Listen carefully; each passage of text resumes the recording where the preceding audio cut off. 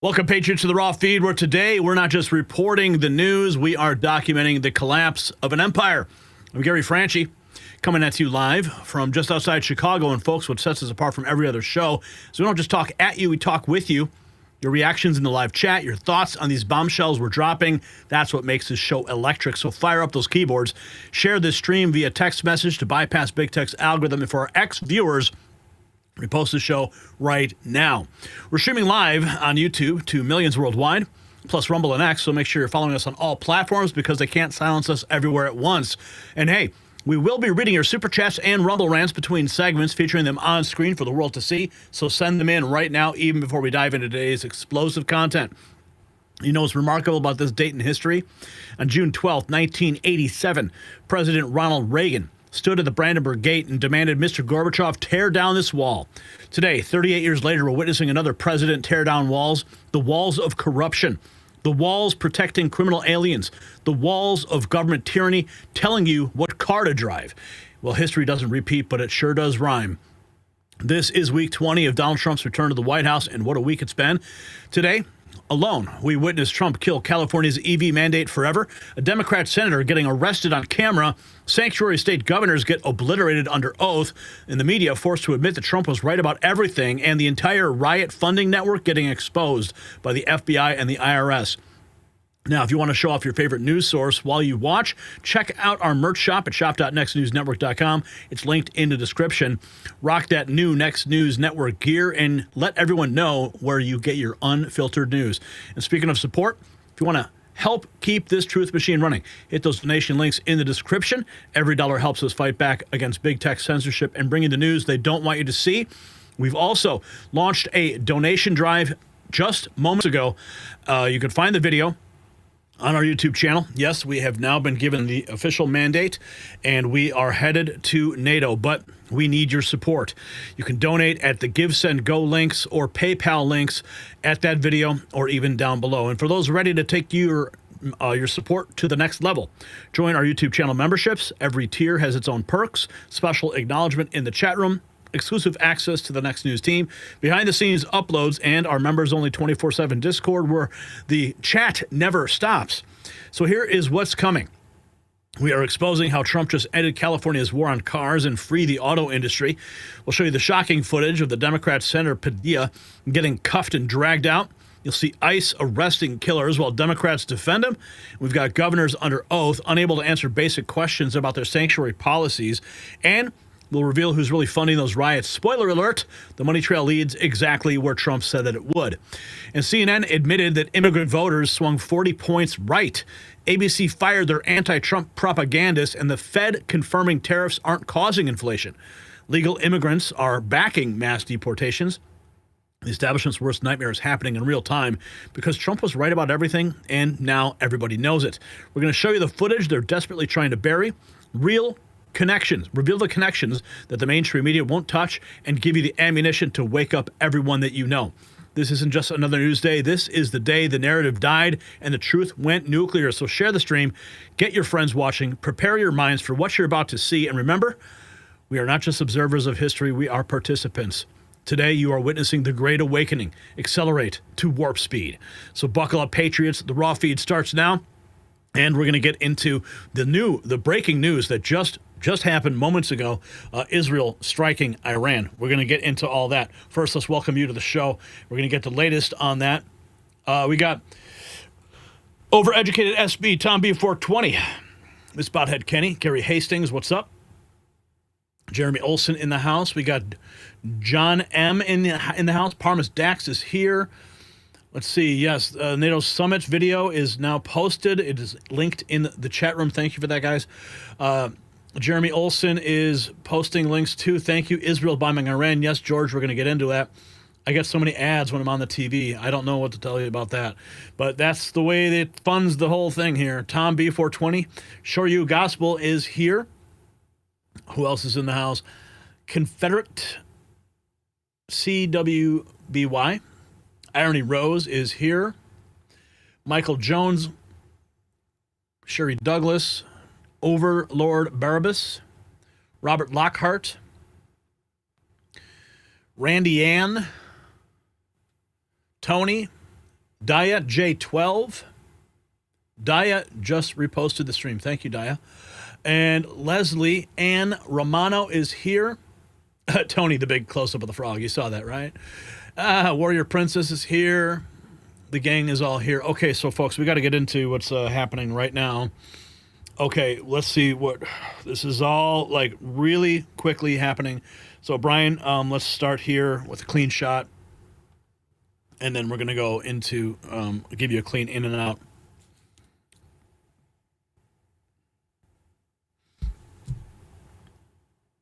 All right, we got some breaking news. This just in. Israel has started striking Iran. We have all the breaking news details. It's coming in fast, so bear with us because there's a lot of information to process.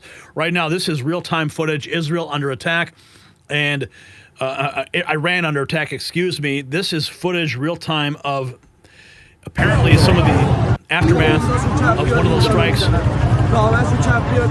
happening right now. We just got confirmation as well that the Iranian nuclear scientist was just killed. Here's a statement that was just published by Secretary of State Marco Rubio. Tonight, Israel took unilateral action against Iran. We are not involved in strikes against Iran, and our top priority is protecting American forces in the region. Israel advises they believe this action was necessary for its self-defense. President Trump and the administration have taken all necessary steps to protect our forces and remain in close contact with our regional partners. Let me be clear, Iran should not target U.S. interest or personnel. We're going to continue looking deeper into some of the information that we have that is just coming in. So bear with us because there's a lot to process at the moment. Okay, so let's take a look even further. Here is now 4 minutes ago, reports emerged of Iranian nuclear sites on fire, including Natanz, on top of Israel potentially eliminating Iranian nuclear scientists and military general staff. So that's some real-time footage that was just posted by Eric Darty. Netanyahu has just announced Operation Rising Lightning, targeting Iran's nuclear and missile sites. He said, "We struck at the heart of Iran's nuclear program. Never again is now." Let's hear. This operation will continue. For moments ago, Israel launched Operation Rising Lion, a targeted military operation to roll back the Iranian threat to Israel's very survival. This operation will continue for as many days as it takes to remove this threat. For decades, the tyrants of Tehran have brazenly, openly called for Israel's destruction. They've backed up their genocidal rhetoric with a program to develop nuclear weapons. In recent years, Iran has produced enough highly enriched uranium for 9 atom bombs. 9. In recent months, Iran has taken steps that it has never taken before, steps to weaponize this enriched uranium. And if not stopped, Iran could produce a nuclear weapon in a very short time. It could be a year, it could be within a few months, less than a year. This is a clear and present danger to Israel's very survival. 80 years ago, the Jewish people were the victims of a Holocaust perpetrated by the Nazi regime. Today, the Jewish state refuses to be a victim of a nuclear Holocaust perpetrated by the Iranian regime. So that is the latest right here. We have also this, just 2 minutes ago, Israel signals multi-day operation against Iran. Here is CNN covering it. According to an Israeli information. 3 new pieces of information have just come in here to our bureau. The first one is perhaps the most important. According to an Israeli source familiar with Israel's planning, quote, "This is not a one-day attack." And Israel is planning for multiple waves of attack. So what we're seeing now, and there are some reports of explosions coming out of Iran, this perhaps just the beginning, according to an Israeli source who says this is not simply a one-and-done operation, and there will be more attacks in the hours, potentially it seems the days ahead. Again, that Israeli source saying, quote, "This is not a one-day attack." In terms of the timing of it here, the Israeli government saw a window of opportunity to carry out this attack, both military militarily and diplomatically. But you just heard from Kristi Noem that the U.S. is making it very clear Israel was acting unilaterally and on its own, believing, at least from Israeli Prime Minister Benjamin Netanyahu, that this is something that Israel felt that it had to do. And you heard the defense minister calling this, quote, a preemptive strike. Two other pieces of information. First, Israel's Transportation Authority has announced that Israel's airspace is closed, at least for the time being. It's unclear how long this closure will last. We have seen flight trackers. There are no aircraft in the air right now over the skies of Israel. So this confirms what we had suspected. Israel's air. Okay, I want to get to something we just posted here. This is the statement from Secretary Rubio, immediate release. We just read that to you. An interesting note, we just published this. Nearly all U.S. carrier strike groups are now back on American shores, and that is not a coincidence. At this moment, 6 of the 7 Atlantic-based carrier strike groups are home ported. 3 of the 5 in the Pacific are similarly stationed near U.S. territorial waters. That's over 75% of our total naval carrier firepower now positioned within reach of the American homeland. But it's not about proximity. They're under the protection of the most advanced missile defense system in the world. Both coasts are shielded by layered anti-ICBM defenses, including our most heavily concentrated Aegis ballistic missile defense systems, primed to intercept long-range threats from hostile nations. Now, this repositioning didn't happen by accident. The majority of these assets were quietly redeployed over 2 weeks ago, signaling advanced anticipation of regional escalation and the potential direct strikes. Now, with Israel actively bombing Iran and Iran openly declaring it will retaliate against American assets, the strategic naval posturing looks less like routine movement and more like wartime preparation. The U.S. military is bracing for a broader conflict, and the stage is being set right now on our coast, in our skies, and across the global chessboard. Here is the location of all U.S. Navy carrier strike groups. So we'll zoom in on that for you. You can see we have 3 on the West Coast, 6 on the East Coast, and then we have 1 in the Middle East. The U.S. 5th Fleet is there in the Persian Gulf. And then we have 2 in the Indo-Pacific. The U.S. 7th Fleet is there. So we do have a carrier group in the Middle East currently. So we're going to continue to track that escalation. The entire Iranian general staff and many Iranian nuclear scientists all eliminated. To Israeli assessment. First, Caitlin, something I just heard from a senior Israeli official who says that according to Israeli assessments, there are very high chances that the entire Iranian general staff, including the head of the Iranian general staff of the Iranian military, and several senior Iranian nuclear scientists were all eliminated in the Israeli strikes tonight. I hear that again from a senior Israeli official who says that several senior top Iranian military commanders, including the head of the general staff of the Iranian military and senior nuclear scientists, have all been targeted in those strikes. And according to IDF assessments, there's a high chance that they've been eliminated. I mean, that is really striking intelligence, if that is accurate. First, Caitlin. So we've got that to report. Even Caitlin Collins is shocked. This 27 minutes ago, Israeli military killed Iran's military chief of staff in a targeted strike. That's according to Fox. Then Yahoo says Iran has enriched enough uranium for 9 atom bombs, as you heard. Here's more of that footage that we showed you earlier. Here is the Israeli army officially announcing the targeting of Israel.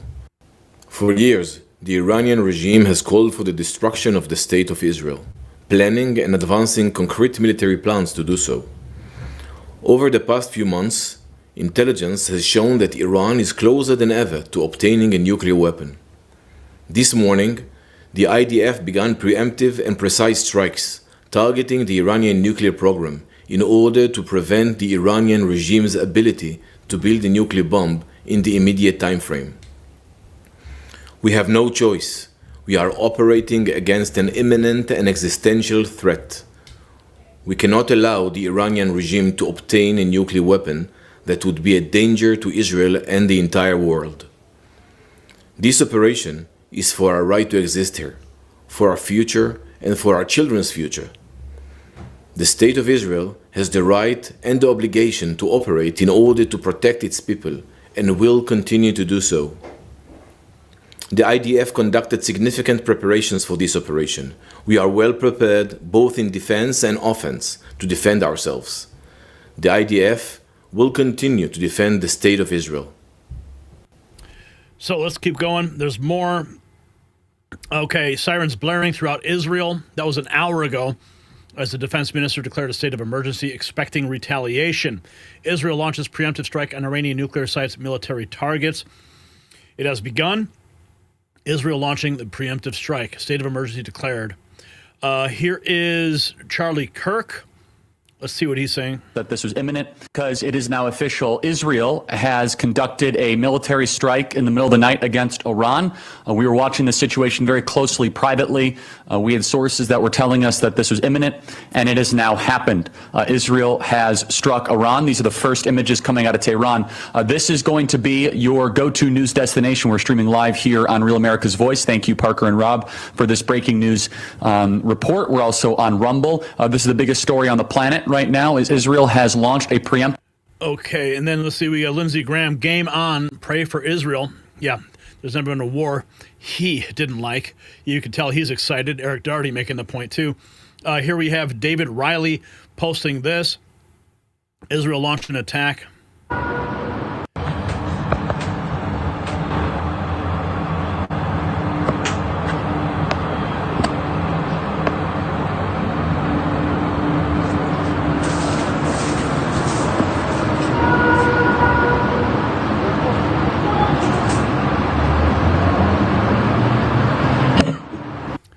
Let's see what else we have here.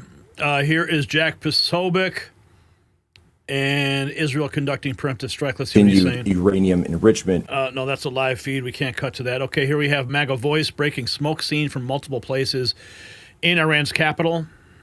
زدن پشتم اینجا رو زدن اینجا رو هم زدن این لویزانم زدن پشتم زدن پشت لویزانم زدن.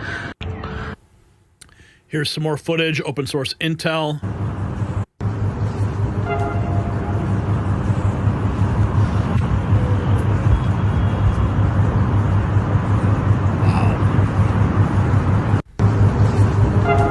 Look at that.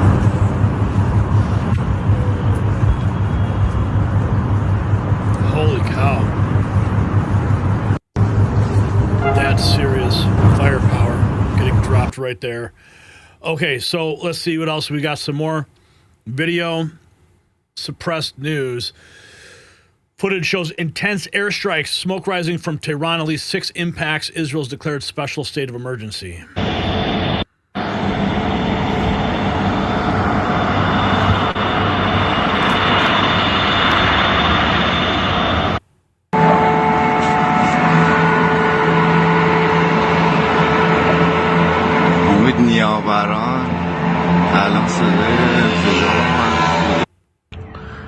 اینجا رو زدن اینجا رو هم زدن این لویزانم زدن پشتم زدن پشت لویزانم زدن اینجا رو زدن.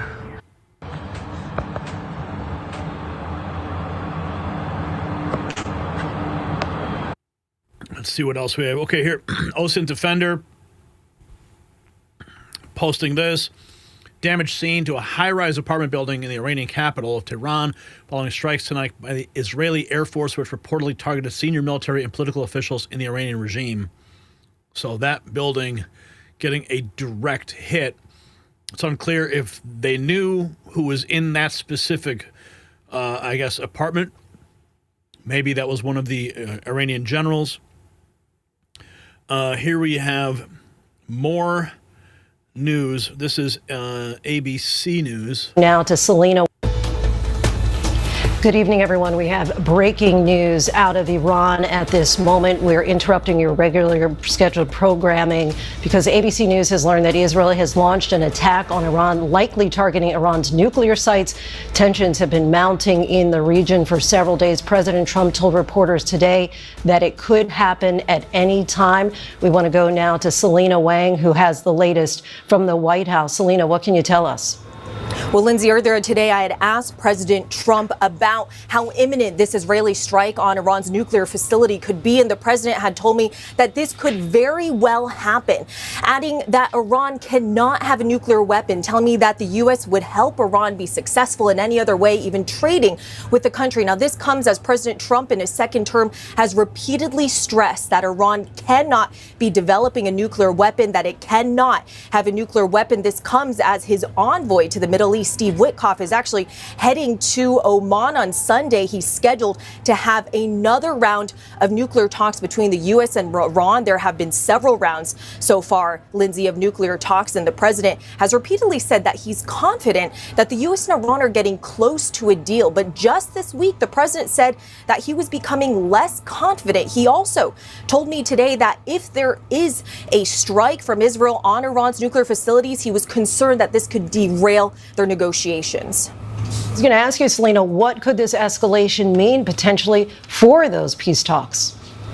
Well, again, the president, he had actually asked Netanyahu, he said last month, not to launch this sort of strike, worried that this could harm the ongoing U.S.-Iran negotiations. The president today saying that he believes this could, quote, blow up those negotiations. Now, this also comes, though, as the U.S. has already ordered some non-essential staff to leave Iraq, and also as the administration has also authorized family members of military members to leave if they want to voluntarily leave across the Middle East. The president saying that it could become a very dangerous place, and he wanted to make sure that Americans would be safe. Wow. Okay. Continuing. Here's some more footage. Well, here's an image. I'm sorry. Wow.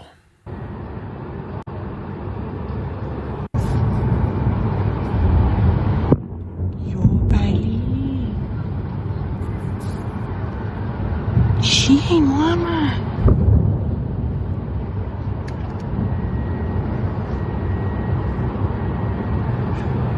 My goodness. Here's more. Residents of Tehran are reporting that Iranian MiG-29 fighter jets are taking off from Merabat Airport. This is 51 minutes ago.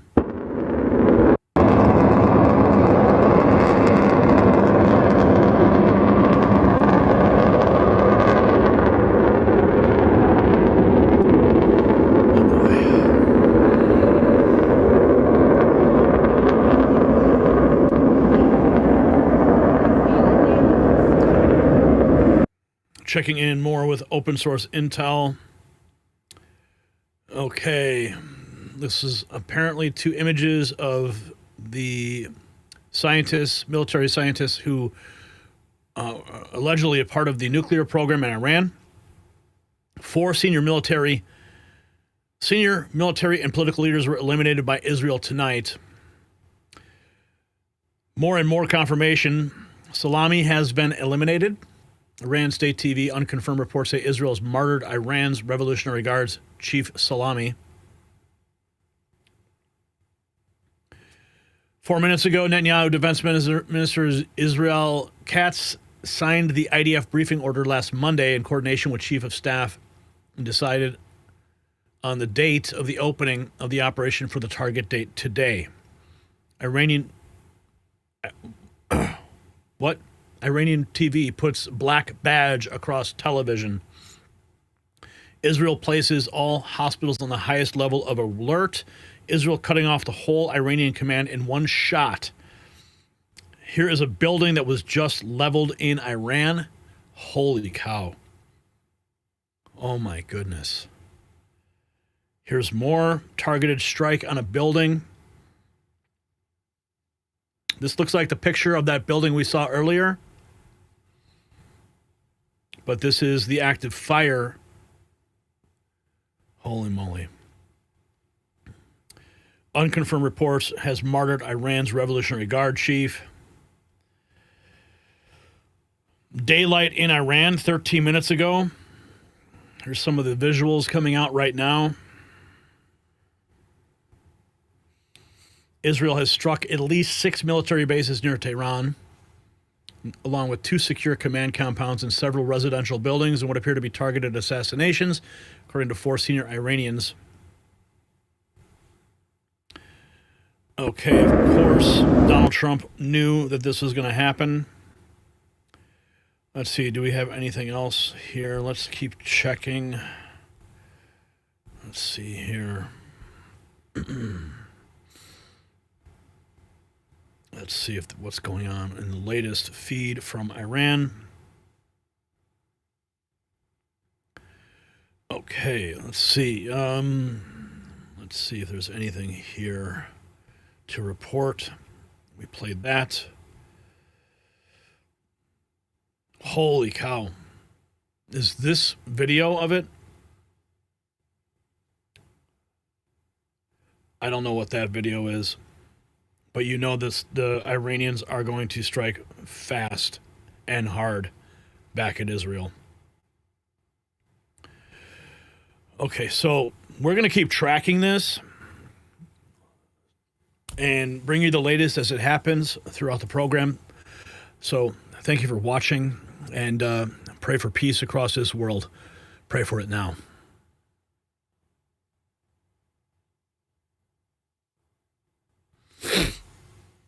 Okay. Wow.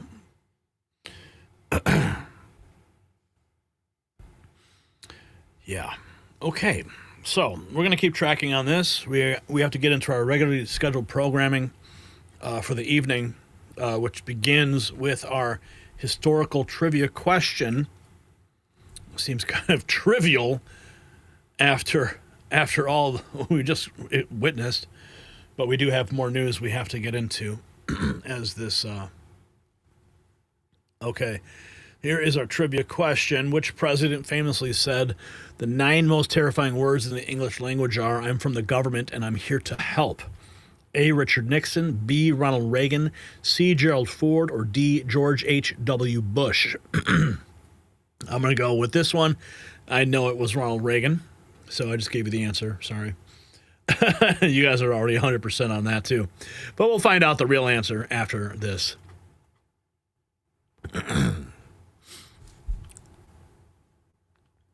They said his tariffs would destroy the economy. They said immigrants would never support him. They said the auto industry would collapse without electric mandates, and they said he was finished when they indicted him. They called him every name in the book, tried to bankrupt him, attempted to imprison him, even tried to kill him. But the one thing they never said, that he was wrong, because they couldn't. And now something extraordinary happened. The same media that spent years calling Trump a liar is being forced to report numbers that prove he was right about everything. CNN can't handle it. ABC is firing people over it. The Fed is confirming it. And immigrant voters, they just delivered the ultimate vindication. So what you're about to see will make you understand why the establishment is in total panic. Keep watching. All right, so here is the hard news, though. Every 6 years, your dollar loses half its buying power. That means a $100,000 savings account today could feel like $50,000 by 2031. And you see it every time you fill up your tank, you buy groceries, pay your bills, prices up, dollars down. But there's a simple way to protect your value of your savings with something real, something proven. It's called gold. It's an asset that holds its value over time. That's why I trust Noble Gold Investments. They make it simple to protect your savings with physical gold or silver. No high-pressure sales, no call centers, just honest guidance, one-on-one support, and transparent pricing. And right now, when you open a qualified account, Noble Gold will send you a free 10-ounce silver American flag bar as a thank you. So head to nextnewsgold.com to learn more. That's nextnewsgold.com, or call that number 877-646-5347. Don't just protect your wealth, preserve its power. And when you call, tell Colin Gary said hi. So the Vindication tour just went nuclear, and the establishment can't spin their way out of this one. We're watching the complete collapse of every anti-Trump narrative in real time, and the footage speaks for itself. So let's start with the immigration bombshell that's making Democrats lose their minds. CNN forced to admit and report the data that destroys their entire worldview about immigrant voters and Donald Trump. Watch. Democrats, get this, held a 32-point lead on this issue. Immigrant voters were in the Democratic camp. Jump forward to 2024, 2025. Look at that shift, a 40-point shift to the right among immigrant voters. Republicans now lead on this issue by 8 points over Democrats, more so than any other group that I could find. The group of voters who became more hawkish on immigration were in fact immigrants themselves, immigrants who are registered to vote in this country. So that's on that issue. how about how they feel about kind of traditionally, historically about Donald Trump? Yeah. So, you see this shift and you go, what is going on underneath the hood? Well, take a look, Donald Trump. You remember when he first ran back in 2016, immigrant voters were one of his weakest spots. But look at this. Trump's vote share in presidential elections among, again, immigrant citizens, those who are registered to vote. Look at this. In 2016, he got 36% of the vote. You go to 2020, 39% of the vote. Look at this. In 2024, all the way up to 47% of the vote. Some polls I looked at had him barely losing that vote. Some polls I looked at had him barely winning that vote. Again, there is no block of voters that shifted more to the right from 2020 to 2024 than immigrant voters, and Donald Trump, at least in some surveys, actually won that vote. On average, it's about equal. So there may be all this stuff, right, about undocumented immigrants and Trump being harsh on them, but immigrant voters themselves have increasingly liked Donald Trump and have increasingly moved to the right on immigration into the Republican camp. Did you catch that? A 40-point swing. Legal immigrants who came here the right way, followed the rules, waited in line. They're actually backing Trump's immigration policies by massive margins. And some polls show Trump actually winning the immigrant vote. This demolishes the left's talking points forever. But wait, it gets better. ABC News just had to clean house after one of their top propagandists got exposed. Watch what Fox News revealed about Terry Moran's termination. Watch. Finally gets canned. Tyrus, you called it. After first suspending him, ABC News kicked Terry Moran's ass out the door after he tweeted that Trump and Stephen Miller are haters. You said that they should have fired him. Now they did. ABC is listening to Tyrus. No, hold on with the car wash. I don't think ABC's listening to me. I think they were listening to the sound of the pen when they had to write that check to President Trump. They have to do this. This is the only way the propaganda media can ever get any credibility back, is that you have to fire the co-conspirators. So everyone who was willing to push narratives without sources about the president, to tell everyone he was Hitler and he was going to do all these things, and all the lies, the Russian hoax, and all the lies that we continue to see, and they continue to push those are the guys you have to clean house. And it's not just him. He just was the first one to do it after America said enough of this. So that's all that is. And it should be a message to every journalist that's on ABC to start reporting the news and keep your to yourself. Yeah, you do it. You see that? They had to write a massive check to Donald Trump, and now they're firing anyone who pushed the lies. This is what accountability looks like. The propaganda machine is literally paying the price for their deception. Now here's where Trump's economic vindication becomes undeniable. The president himself laid out the numbers that prove every economist who attacked his tariff plan was dead wrong. Watch. Because we have inflation under control perfectly. You probably saw the records. Everyone's on television saying, what's going on here? Trump has proven to be right. You know, all of these things. We've taken in $88 billion in tariffs in 2 months. $88 billion with no inflation. And if we're smart, there won't be. Now, we'd like to get this guy to lower interest rates because, you know, if he doesn't, we have to pay. We have a lot of short-term debt. Obama gave it to us originally, and Biden carried it on. They like short-term. I like long-term cheap debt. But a lot of the debt comes through because Biden, well, he didn't do it. I'm sure he didn't know anything about it. But somebody approved short-term debt. It's all over the place. And it comes due starting very soon. And if we would lower the interest rates by 1 point, we'd pay about 1 point less. That's $300 billion a year. Can you believe it? 1 point. If he'd lower it by 2 points, we'd pay $600 billion a year less. That's for years, 10 years, 12 years, whatever we make it. But we can't get this guy to do it. And the fake news is saying, oh, if you fired him, it would be so bad. It would be so bad. I don't know why it would be so bad, but I'm not going to fire him. I just want him to, you know, we call him Too Late, right? Too Late is his nickname, like Too Tall Jones. He was too tall, T-O-O. And I just say this because we want to get rid of inflation, and we have. $88 billion in tariffs with zero inflation. The man who they said would destroy the economy is delivering historic results while keeping prices stable. Every prediction they made was wrong. And the Fed can't even hide it anymore. Watch the CNBC admission that completely vindicates Trump's entire economic strategy. Watch. There's a lot of stuff happening in the economy right now relative to these tariffs. We had a couple pops in a couple areas yesterday, but I'll just repeat what I thought was the broader story, which was, remember, the Fed's big concern was that not just the tariff prices would go up, but that inflation expectations would rise and prices would rise for non-tariff goods. That did not appear to be the case. No inflation from tariffs, no price spiral, no economic collapse, just pure vindication for the America First agenda that's bringing manufacturing home. Commerce Secretary Howard Lutnick, he went on Fox to drive the stake right through the heart of every anti-Trump economic narrative, and the numbers don't lie. Watch. You can't believe it, right? You have low inflation. You've got the economy humming. You've got tariffs bringing in $34 billion a month, $88 billion since Donald Trump started.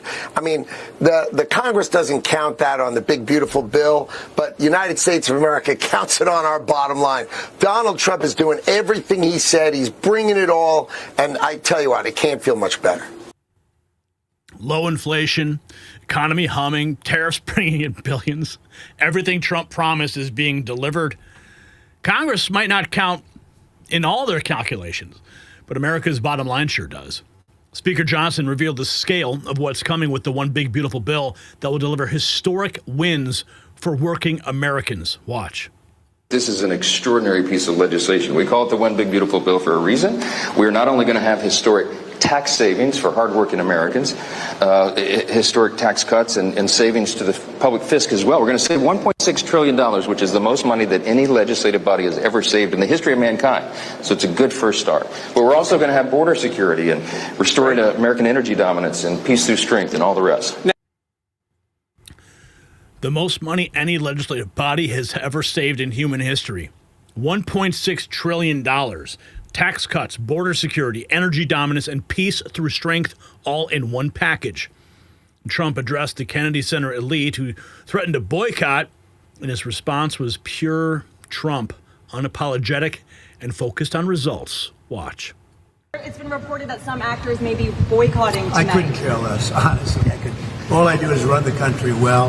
The economic numbers, you saw them today, they're setting records. We took $88 billion in tariffs in 2 months, far beyond what anybody expected. There's no inflation. People are happy. People are wealthy. The country is getting back to strength again. That's what I care about. And we're going to have a safe country. We're not going to have what would have happened in Los Angeles. Remember, if I wasn't there, if I didn't act quickly on that, Los Angeles would be burning to the ground right now. He saved Los Angeles from burning down while delivering record economic numbers. That's what matters, not whether Hollywood shows up to their fancy parties.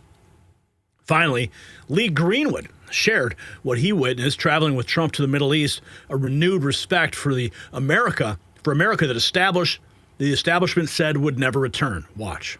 Do you feel these days a different tone in the air in terms of patriotism and obviously the respect for your work and the respect for honoring our country as President Trump has put America first?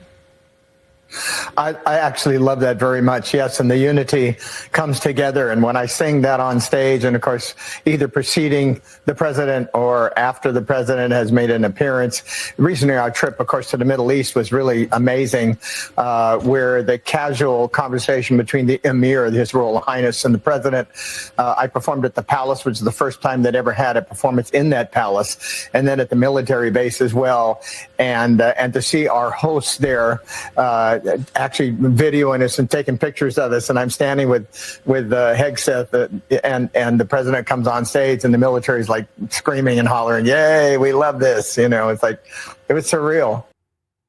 Our military screaming with joy, Middle Eastern royalty taking photos, America respected again on the world stage. This, my friends, is what winning looks like. If you got value from this report, tap subscribe. My final thought is next.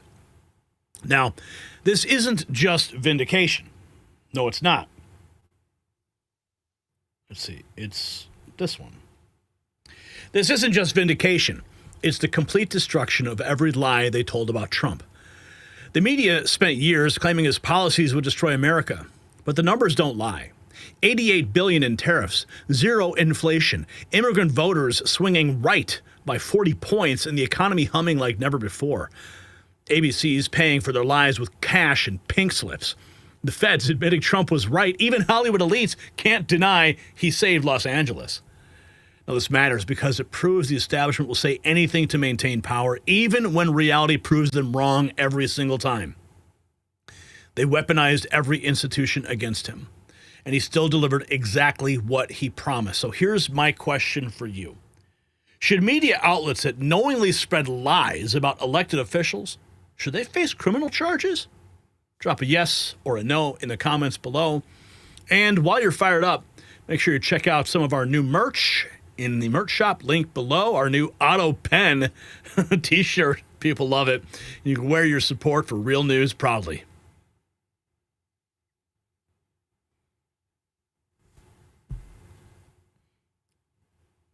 Okay. Why are you? Wow. Okay. Holy cow. What's going on with Israel? I don't know. I haven't checked yet, but I want to see. We just launched this. Where is it here? Okay. I'm going to copy this.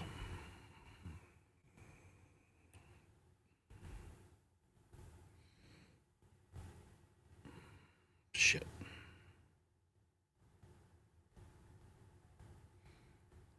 Okay, and it looks like we did have a super chat.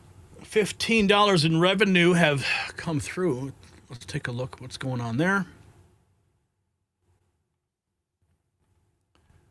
Super chats. Where are the super chats? Super chats are not loading like they used to. That's really strange. That's really weird. I can't, it's not sorting the super chats. Maybe if I just refresh this page, maybe that'll help. Let me see if that'll do it. We got to give all of our super chatters the respect they deserve.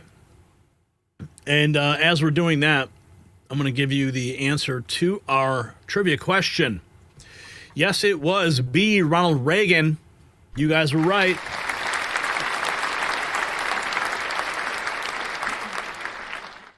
He said those famous words about government help in 1986, warning Americans about overreach just like Trump today. Yeah, I love that's one of my favorite Reagan quotes ever. Okay, super chats. Yeah, they aren't loading. How strange. I can't find them. I can't highlight them. Yeah, something's wrong on the server side. Let me see if I can viewer activity, stream settings, viewer activity, maybe here. Okay, so all right, Sioux Studio dropped $5. Good evening, Gary and my fellow patriots. $5 in the jar. Boom. Thank you for that. And we also are Boyd dropping $10. What is he saying? Normally we would put these on the screen, but there's a glitch in the system, a glitch in the matrix today. All hell is breaking loose across the world, and the Democrats say it's Trump's fault. I'm truly sick of it. So am I, R. Boyd. Thank you for dropping that $10 to support the show. Sincerely. Okay, I wonder if we could play this video, Brian. How could we play this video? That we just... What's that? No, it's a YouTube. It's the YouTube video that we just released about NATO. Oh, you can do that? Okay.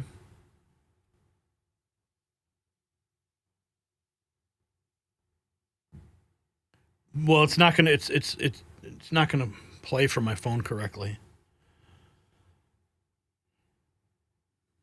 Yeah, just play the YouTube version.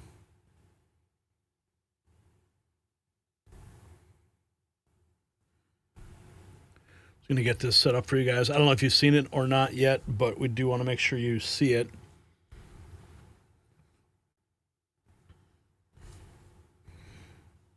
Pretty big freaking deal.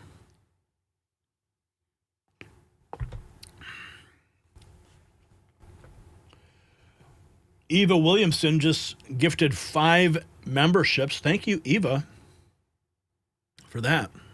Sincerely.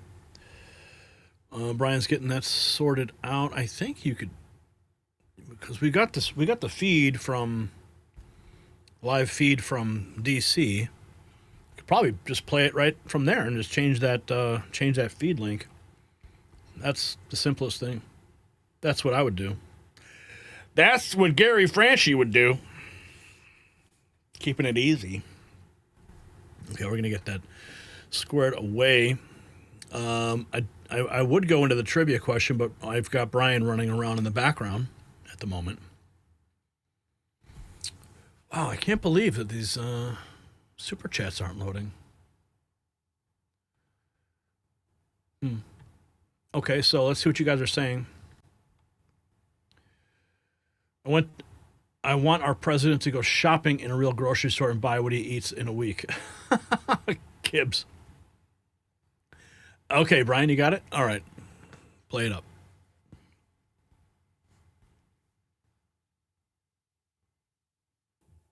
You've seen our reporting from the White House briefing room, right there in the seat of power. You've seen us challenge the establishment narrative, ask the hard questions, and bring America First journalism where corporate media fears to tread.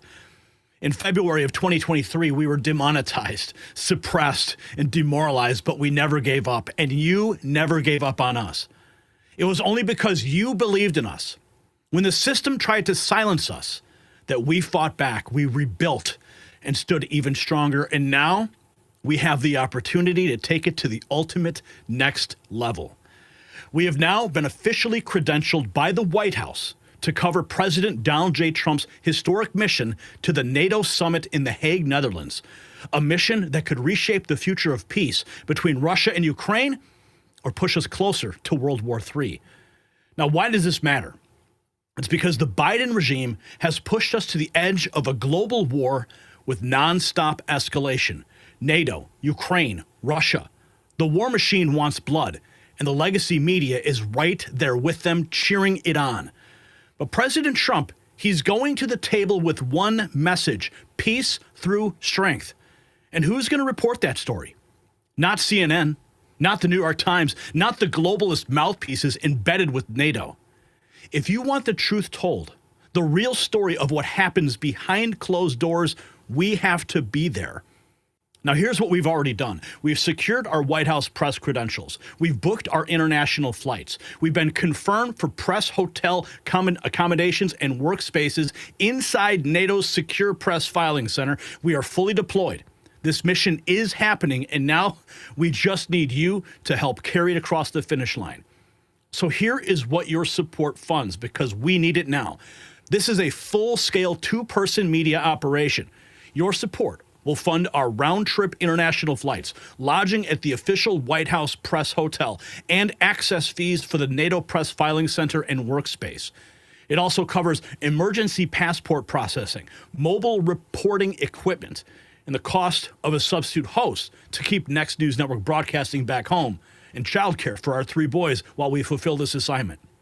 And most importantly, it allows us to dedicate our full time, our focus, and over 20 years of combined media experience to report the truth without compromise. So here's the total mission cost.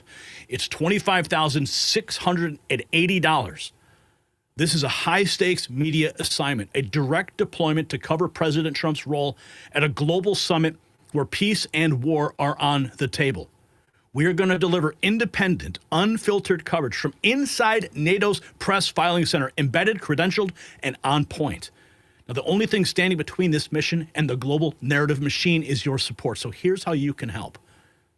If you've ever said, why doesn't someone just go there and support the truth and tell it? Listen, this is your moment. Donate now. Help us to get to NATO. Help us to stop World War III. Let's make peace louder than war. Let's send America First Media right to the front lines. But we can only do this with you. Please use the links in the description to support this mission and help us secure peace across the globe. Thank you. Thank you indeed. Yeah, we've got a big mission ahead of us, folks, and we need your help. This is a very expensive trip, and we need donations immediately. Okay, we're going to continue to track what's going on in the Middle East, but first, let's go to our next topic. And the trivia question: during which historic event did a U.S. Senator get physically removed from the Senate chamber for disrupting proceedings? A, the caning of Charles Sumner in 1856. B, the expulsion of Jesse Bright in 1862. C, the McCarthy hearings in 1954.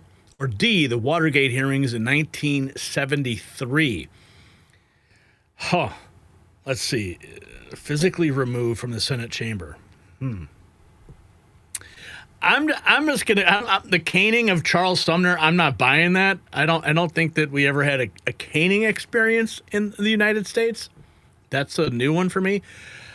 I'm gonna go with B, because the last two don't mention a U.S. senator at all. So Jesse Bright, 1862. That is my logical deductive reasoning right there with B. Okay. Now, let's get to our next topic, man. This is crazy. I got a message, dude, you got to see what just happened in Los Angeles. I'm like, oh boy, that made my day. It's going to make yours too. Buckle up, America. A sitting United States Senator just got body slammed, handcuffed, and dragged away like a common criminal. Not in a third world country, not in a movie, right here in America at an official press conference. Democrat Senator Alex Padilla thought he could storm in, disrupt proceedings, and walk away untouched like they always do. But the one thing he didn't count on, the rules have changed. No more special treatment, no more immunity, no more getting away with it. And and Padilla's arrest is only the beginning. A congresswoman indicted, riots exposed as paid operations, the FBI tracking Chinese money, the IRS hunting down the funders. What you're about to witness is the complete collapse of the protection racket that has shielded the left for decades, so keep on watching. And when law and order breaks down, your health becomes your first line of defense. The chaos in our streets reminds us that staying strong isn't just about looking good, it's about being ready for whatever comes next. That's why collagen matters more than ever. As we age, our bodies produce less of this vital protein that keeps our joints flexible, our bones strong, and our skin resilient. By our 40s, we're already running on empty. But here's what they don't tell you. Replenishing collagen isn't complicated. Ageless Multi-Collagen delivers 5 types from 4 clean sources, no GMOs, no hormones, just pure support. Head to healthwithgary.com for 51% off and free shipping. When society gets tough, get tough. The tough get stronger. Okay, here we go. The era of Democrat immunity just ended with a bang, and we've got every shocking second on tape. And what just happened in Los Angeles today isn't just news. It's the moment everything changed forever. This is the footage that's sending shockwaves through Washington. A sitting U.S. senator thought he could disrupt an official federal press conference. Watch what happened when he tried to pull his usual Democrat privilege card. Watch. I'm Senator Alex Padilla. I have questions for the secretary, because the fact of the matter is a half a dozen violent criminals that you're rotating on your heads off.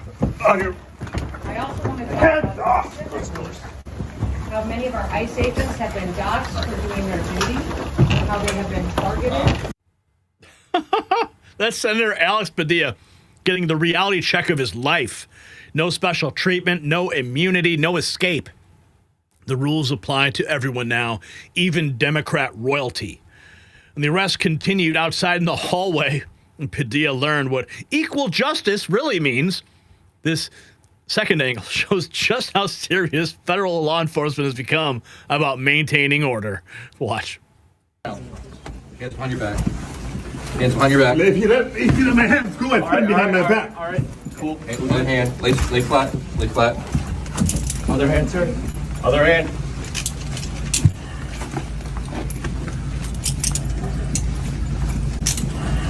There's no recording allowed out here. I did not know. There's no recording allowed out here per FBI rights. No recording allowed per FBI rights. Even senators get the same treatment as any other disruptor now. This is what the end of the two-tier justice system looks like. But Padilla isn't alone. New Jersey Congresswoman LaMonica McIver just got hit with federal charges that could put her away for 17 years. Take a look at what you see on your screen there. U.S. Attorney Haba tweeted, today a federal grand jury seated in Newark, New Jersey, returned a 3-count indictment charging U.S. Representative LaMonica McIver with forcibly impeding and interfering with federal law enforcement officers. This indictment has a maximum penalty of 8 years for count 1, an additional maximum penalty of 8 years for count 2, and a maximum penalty of 1 year in prison for count 3. As I've stated in the past, it's my constitutional obligation as the chief federal law enforcement officer for New Jersey to ensure that our federal partners are protected when executing their duties. While people are free to express their views for or against particular policies, they must do so in a manner that endangers. They should do so not in a manner that endangers law enforcement and the communities that they serve. Today's decision by the grand jury is the next step in a process that my office will pursue to its end. 3 counts for assaulting federal officers. 3. 17 years possible. And U.S. Attorney Alina Habba, making it crystal clear, attack federal agents and face federal time. Now let's see what these peaceful protests really look like. Here is some more arrest footage from L.A. showing the reality of the riots on the ground. Watch.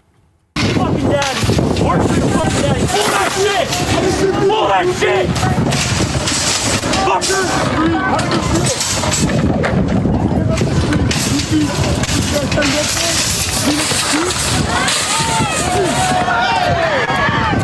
Hey, stay back. Stay back. Why are you arresting him? Why are you arresting him?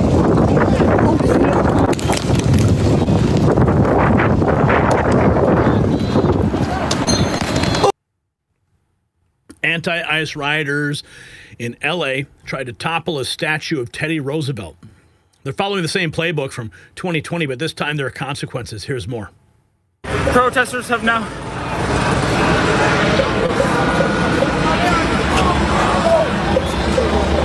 They're toppling Teddy. Teddy is being toppled.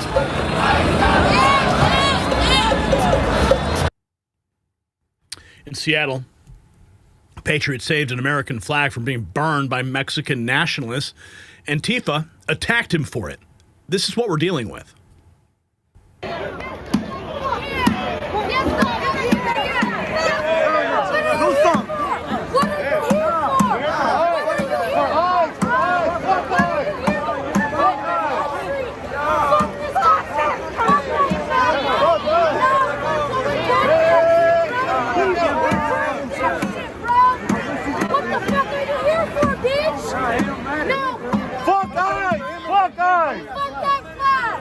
What the fuck are they doing to your people, bro? Whose side are you on? Whose fucking side are you on, bro? Burn that shit, bro! They talk to me divided! This is not a fucking time to be divided! We Mexican! Fuck that shit! Burn that shit! He American!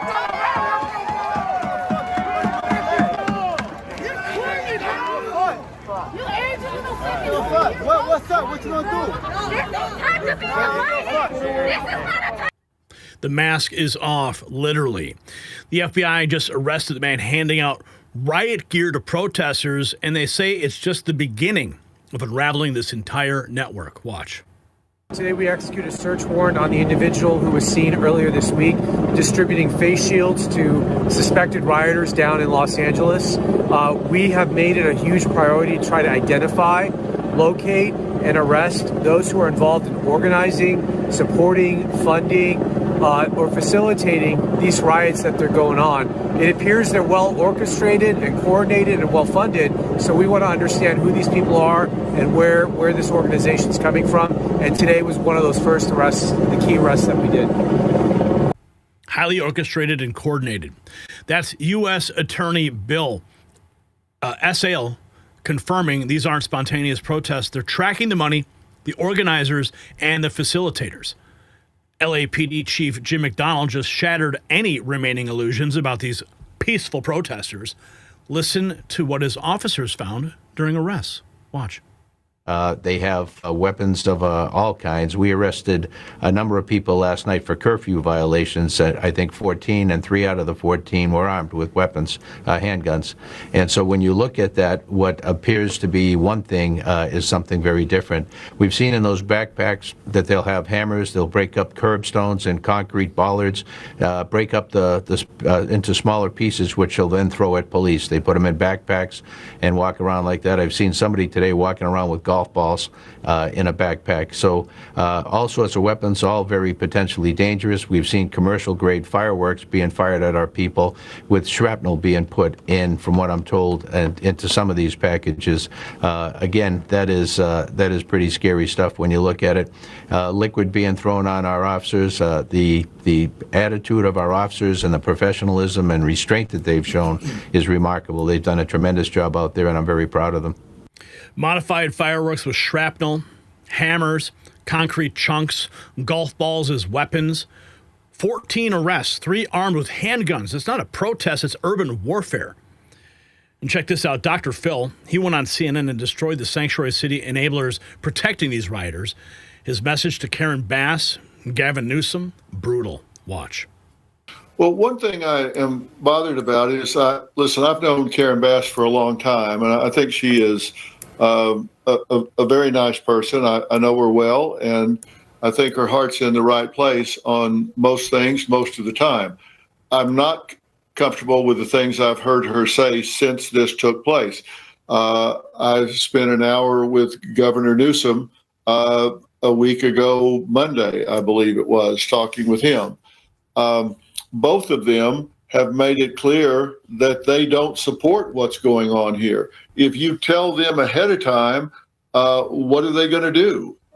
They talk about the network of people sending out information, alerting people that ICE is in the neighborhood, where to go, how to hide, how to do different things that make their operation more dangerous, alerting people that they're coming. How can you tell them what you're going to do if they're not going to be supportive of it? These are two elected officials that took an oath to support the Constitution and to enforce the laws.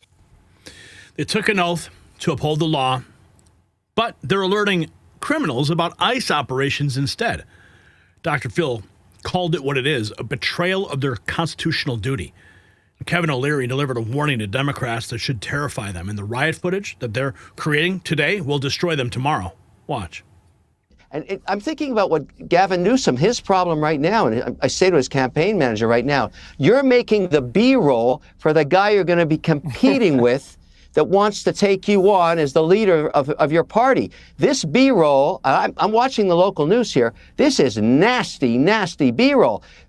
Here's the attack ad 24 months from now. Do you want this guy leading our party or running our country with images of fire bombs going all over the place? Yeah, the guy waving the Mexican flag over the burning car. I mean, that's just going to drill Newsom right in his face. Bad imagery, really bad imagery. Well, Mexican flags over burning cars, firebombs in the streets. This is the attack ad footage that will end political careers, and O'Leary's right.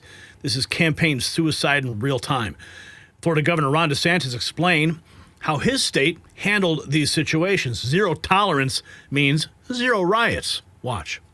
What is actually our policy the second they step over that line as blurry as they want it to be? Well, the Hamas demonstrations, when that was in vogue, they tried to do that in the city of Miami, and the Miami PD got them off the street in 13 minutes.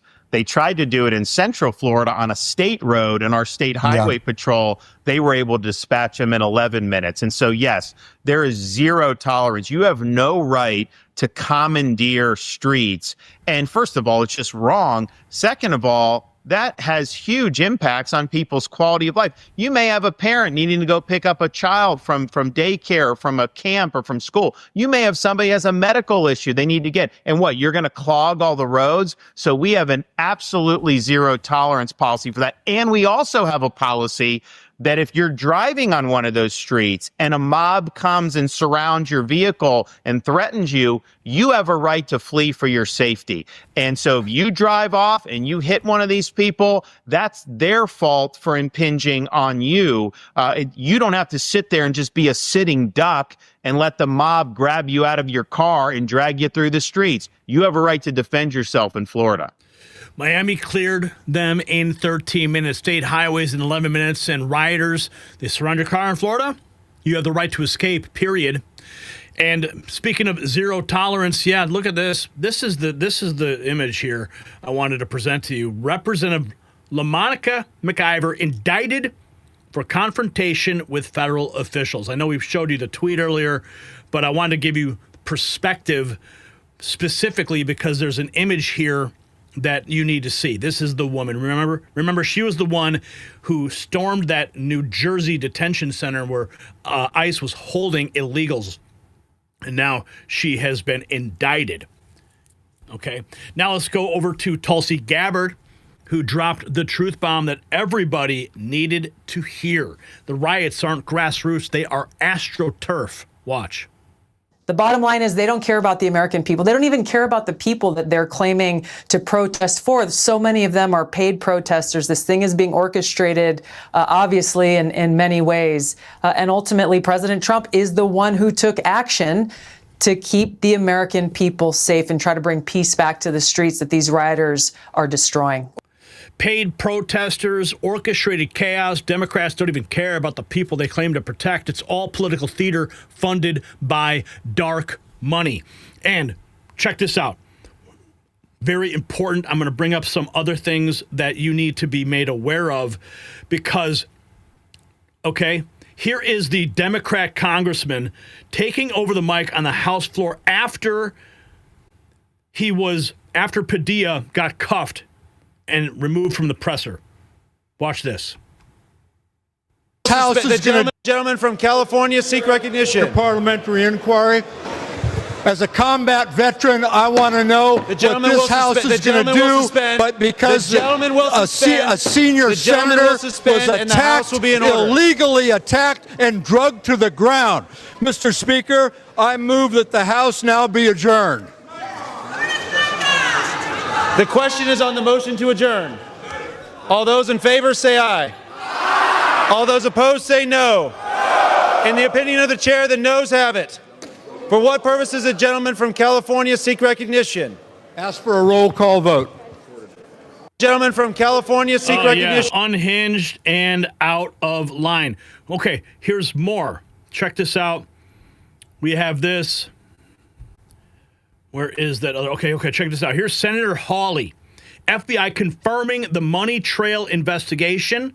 This is freaking huge. Okay, you ready for this? Okay, I'm getting it pulled up here. Here it is. FBI Director Kash Patel confirming the Bureau is investigating any and all monetary connections responsible for the riots. This is exactly what we said the other night needed to be done. There's no question that Kash Patel is paying attention to what is being said. I mean, Michael Alfaro, our guest, talked about this, and now it's happening. Here is Hawley talking with for this, Jesse Waters. Senator Josh Hawley joins us now. All right, Senator, Tulsi Gabbard just said that these riots in L.A. and all over the country are orchestrated. Can you tell us anything about that?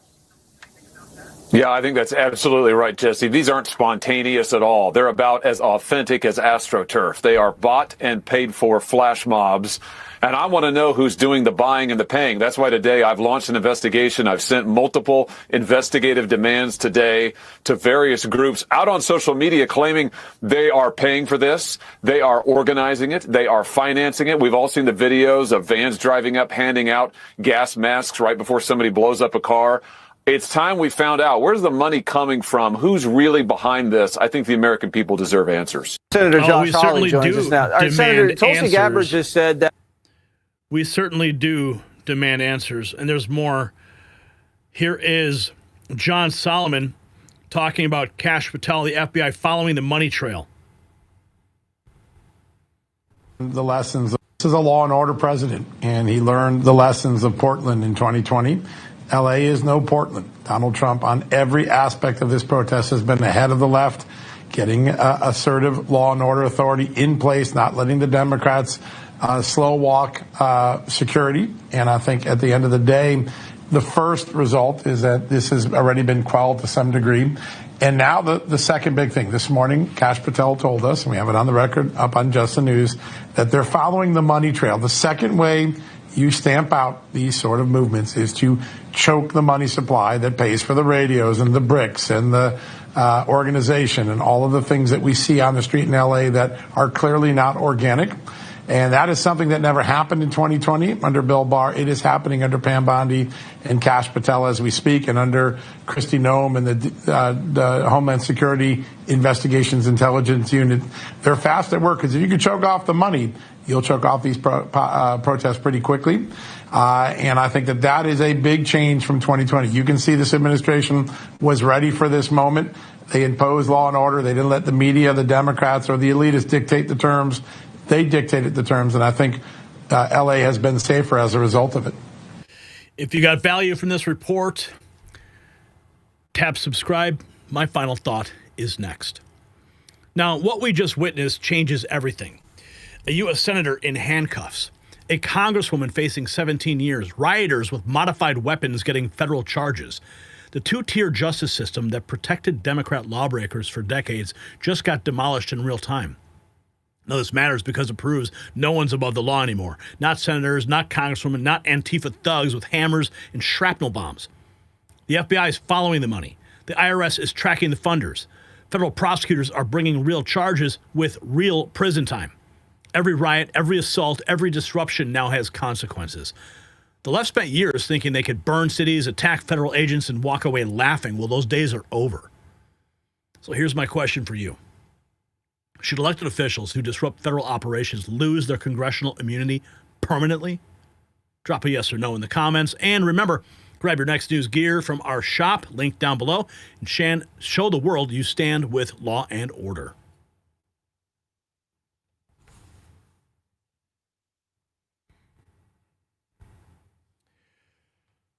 Okay, let's see. We have a $20 from Barbara. Thank you, Barbara, for your $20 in the super chat. She says, you are on your way. Thank you so much. We are on our way. And there was a $500 donation, I should point out, on the Give, Send, Go page. Absolutely astonished. Anonymous giver. I think I contributed to your company some time ago before all the demonetizing. Thanks for the risk you take every day doing what you do. $500. And another one, anonymous, $25. Go get them. Next News Network. Continue to do what you do best. Wow. Okay, let's get to our... wow, I was so wrong. The trivia. You guys said the McCarthy hearings for C. I said it was B. Damn. Charles Sumner was brutally caned by Preston Brooks in 1856 for his anti-slavery speech. Violence in Congress isn't new. It's just rare, apparently. Oh, my goodness. That one, I had no idea. No way. Okay. All right, we're going to go to our next trivia question. Which governor famously stood in a schoolhouse door to block federal integration orders in 1963, only to be confronted by federal authorities? Ross Barnett of Mississippi, George Wallace of Alabama, Lester Maddox of Georgia, or Orville Fabus of Arkansas? I think we know the answer to this one. Yeah, I'm going with B. It's too easy. All right, let's see what you guys say. I know you guys are going to get this. Okay, let's move on to our next topic.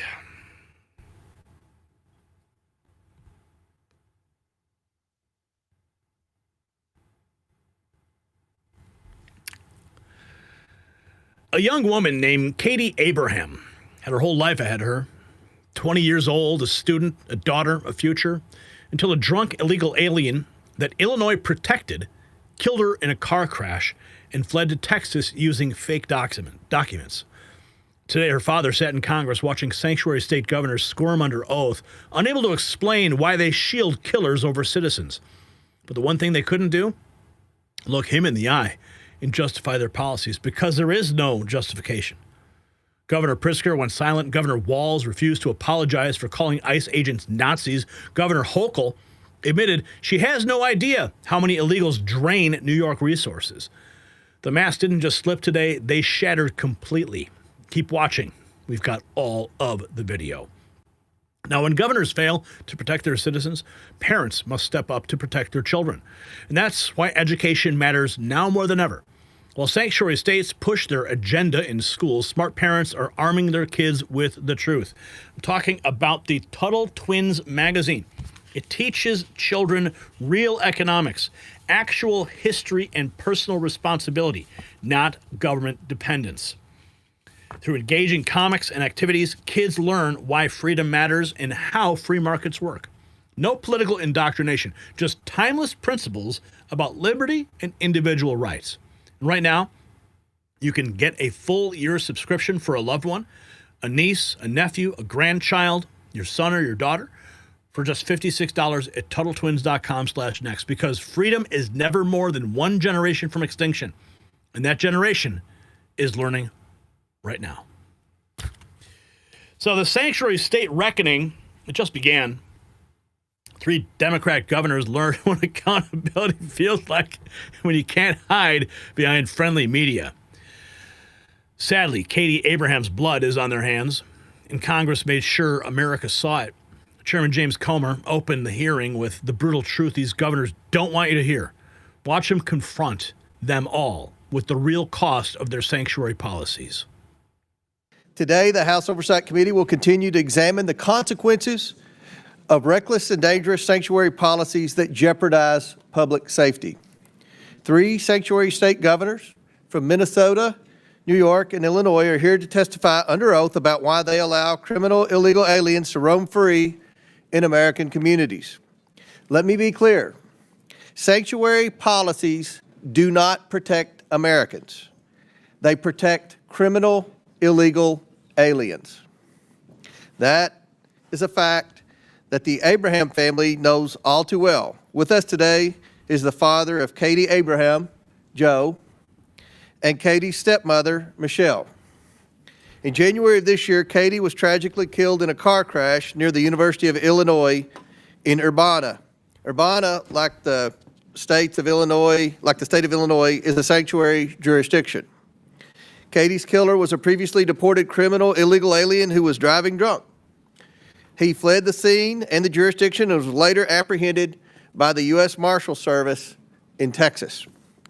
Katie was just 20 years old.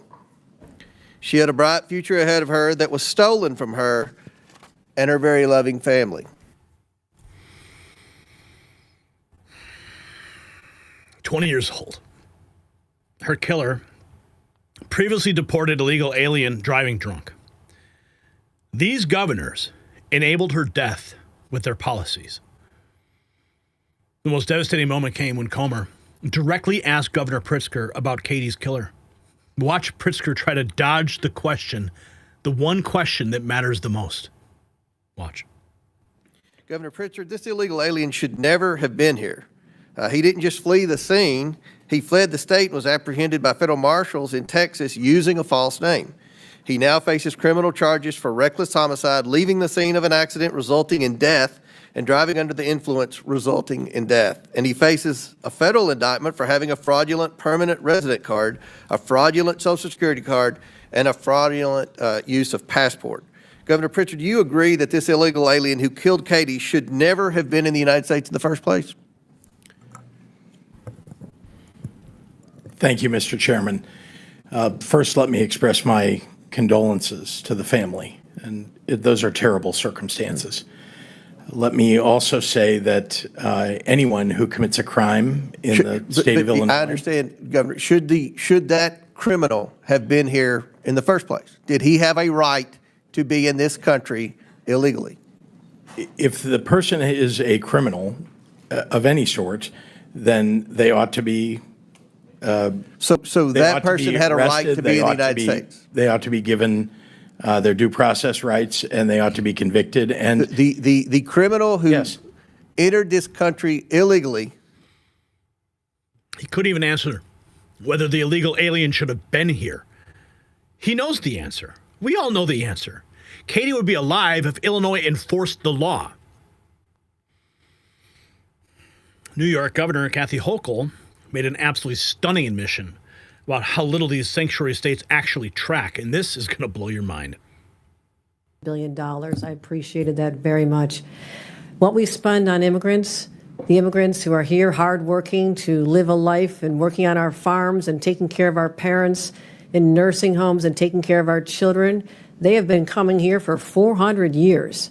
And we don't keep track of individuals based on their status. We make sure that people have services so we don't end up with an unexpected.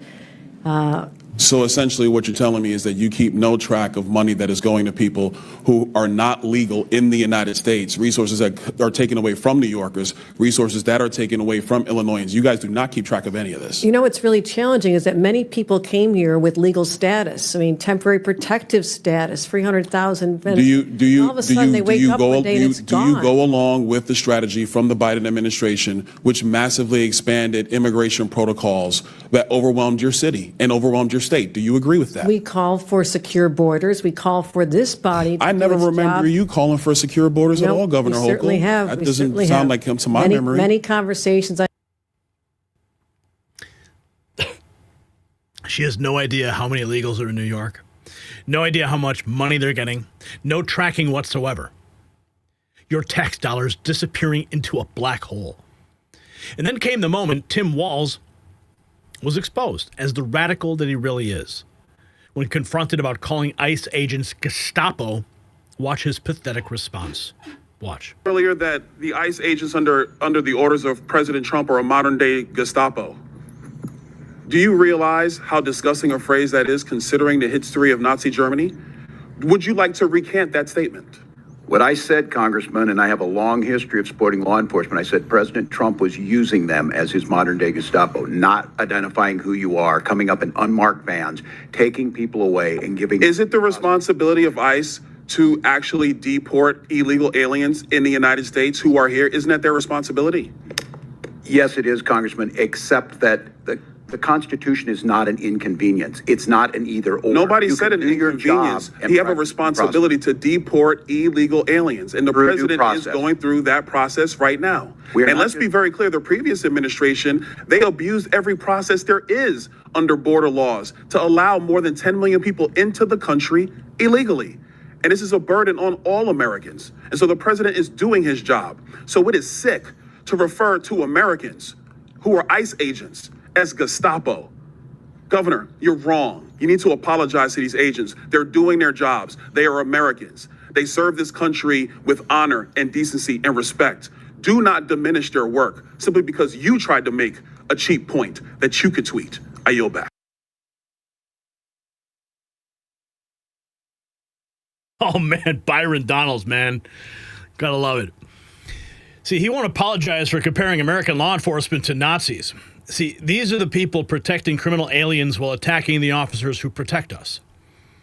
Tom Emmer was absolutely demolished. He demolished Tim Walz with facts about Minnesota's sanctuary disaster.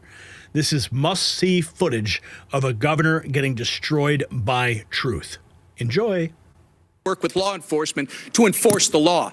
In May 2020, looting, acts of violence, and arson occurred on your watch in Minneapolis after you refused to bring in the National Guard.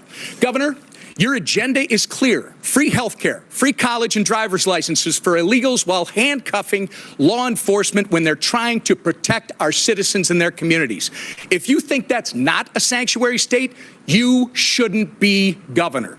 By turning Minnesota into a magnet for illegals, you have opened up our communities to dangerous criminals, including known terrorists, gang members, murderers, and child predators. You have sent a resounding message that if you're a hardworking, law-abiding citizen of Minnesota, your safety and well-being are not the priorities of Tim Walz and his administration. But if you're coming to our state illegally, you're not only welcome with open arms, you're entitled to free stuff on the taxpayer's dime. This is absolutely disgraceful. Governor Walz, your sanctuary state agenda has been defined by your utter failure. You have failed to enforce the rule of law. You have failed to uphold our national sovereignty. And most importantly, you have failed the people of Minnesota. The time for radical sanctuary state policy, sir, is over. The voters made that clear last November when they elected President Trump and Vice President J.D. Vance. You remember him, don't you? Governor, the time for real leaders and real leadership is now. Tim Walz's face. Free health care and licenses for illegals while handcuffing law enforcement. Minnesota's become a magnet for terrorists, gang members, and child predators under Walz. James Comer then exposed Walz's lies about the border in less than 60 seconds. Watch how quickly the truth destroys Democrat talking points. Go. Do you believe that the Biden-Harris administration secured the border? You mentioned it's the federal government's role to secure the border to protect Americans from illegals entering the country, I guess. Do you think they did a good job of that? I think the border has been broken for a very long time through many administrations. It's one of the reasons why Vice President Harris was advocating so strongly for the bipartisan bill. Did she mention her role as the border czar when you all were out campaigning? Or? Not that I can recall, other than that we talked about the need to pass the bipartisan border legislation that would have done many of the things that, as a governor, I know would have made our jobs easier. But President Trump secured the border without any legislation. I mean, that was kind of a myth that was in the media and a Democrat talking point that we needed legislation to secure the border. The border's secure. Everything's fixed. That's step one. Step two is to deport the criminal illegals, and that's where we're facing obstruction in your all state. In your state. Trump secured the border without any legislation. The whole "we need a bill" excuse was a lie. Now it's time to deport the criminals that these governors protect. But the real fireworks came when Representative Brandon Gill stumped Pritzker with his own tweet. This is the clip that went mega viral. Watch. Do you think men should be allowed in women's restrooms? I'm not sure why this has come to this issue. You tweeted that as a protest against President Trump, everyone should use the other gender's bathroom today. Have you ever used the women's restroom? Not that I can recall ever, sir. No. You wanted everybody else to do it, but you didn't? Sir, I'm not sure why we're on a topic that has nothing to do with today's hearing. You're advocating for men to use women's restrooms, but you didn't do it? I do not advocate that, no. Well, actually, you did. You said everyone should use the other gender's bathroom today. I can tell you that you are politicizing this in a way that what we ought to be focusing on is do you regret encouraging men to use women's restrooms and the Congress to deal with immigration reform? Do you regret encouraging men to use women's restrooms? Again, you're taking us on topics that have. Did you ever consider that women don't want you in their bathrooms? Pritzker tweeted that everybody should use the opposite gender's bathroom just to protest Trump. But when asked if he ever did it himself, dead silence. Complete hypocrisy exposed. Democrat Congressman Stephen Lynch then showed his true colors, invoking Nazis while defending sanctuary policies. The rhetoric, it's getting dangerous. Watch. I'm proud of my Democratic colleagues who are willing to stand up to this thuggery. Trump is a wannabe gangster, and he's showing the world what he's about. And I'm proud. You know, my dad served in Second World War. He fought the Nazis in Northern Africa. He fought the Nazis on the Italian Peninsula. And I think he's looking down right now and he's happy that I'm fighting today's Nazis. He's proud of that. Wow. We all should be. Wow. His father fought actual Nazis, and now he's dishonoring that legacy by comparing immigration enforcement to the Third Reich. This is how low they've sunk. Then the hearing crescendoed when Rashida Tlaib had a complete meltdown, screaming about dishwashers and Home Depot workers. Pure, unhinged emotion replacing any logical argument. Watch. The President of the United States benefited financially and personally by having a broken immigration system that keeps our immigrant neighbors in a broken system that doesn't allow them to come out of the shadows. Why? Because that's cheap labor. Let's be honest. They're arresting dishwashers, people at Home Depot at work, and their donors benefit. You know it. The restaurant industry benefit. They know exactly what they're doing. If they even wanted to fix this immigration system, they'd go to the people that employ them. And we know it. Now, detention centers. Guess who's going to benefit from private detention centers and holding our immigrant neighbors? Their donors. So shame on us in bringing these governors here when we know exactly what is happening here. This is all for profit, all for cruelty, and fear and division. Fix our economic system in our country. People are starving. People can't afford basic needs.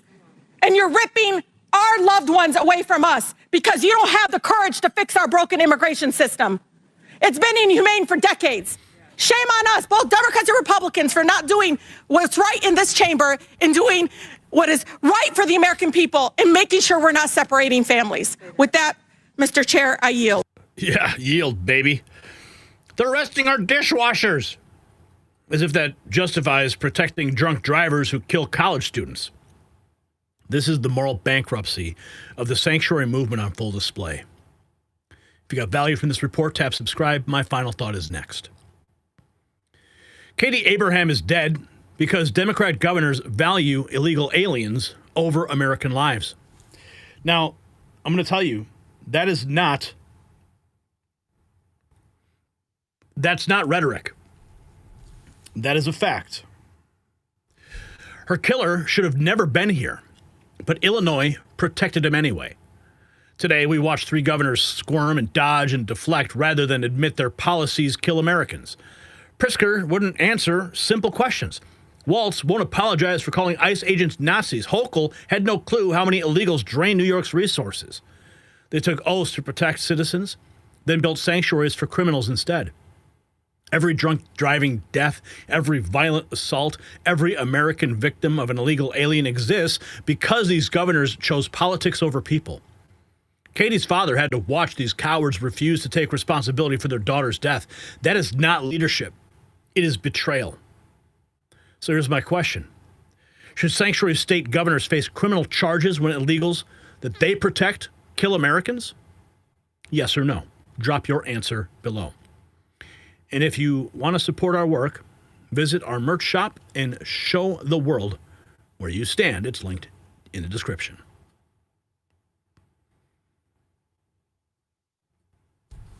Okay.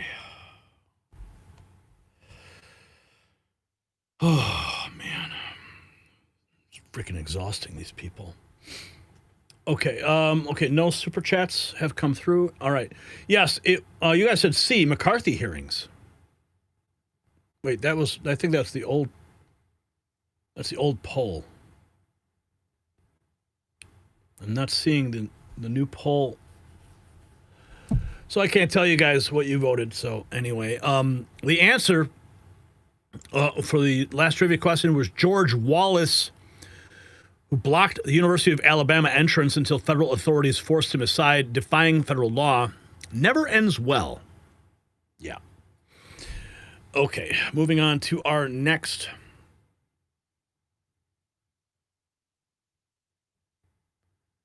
Okay.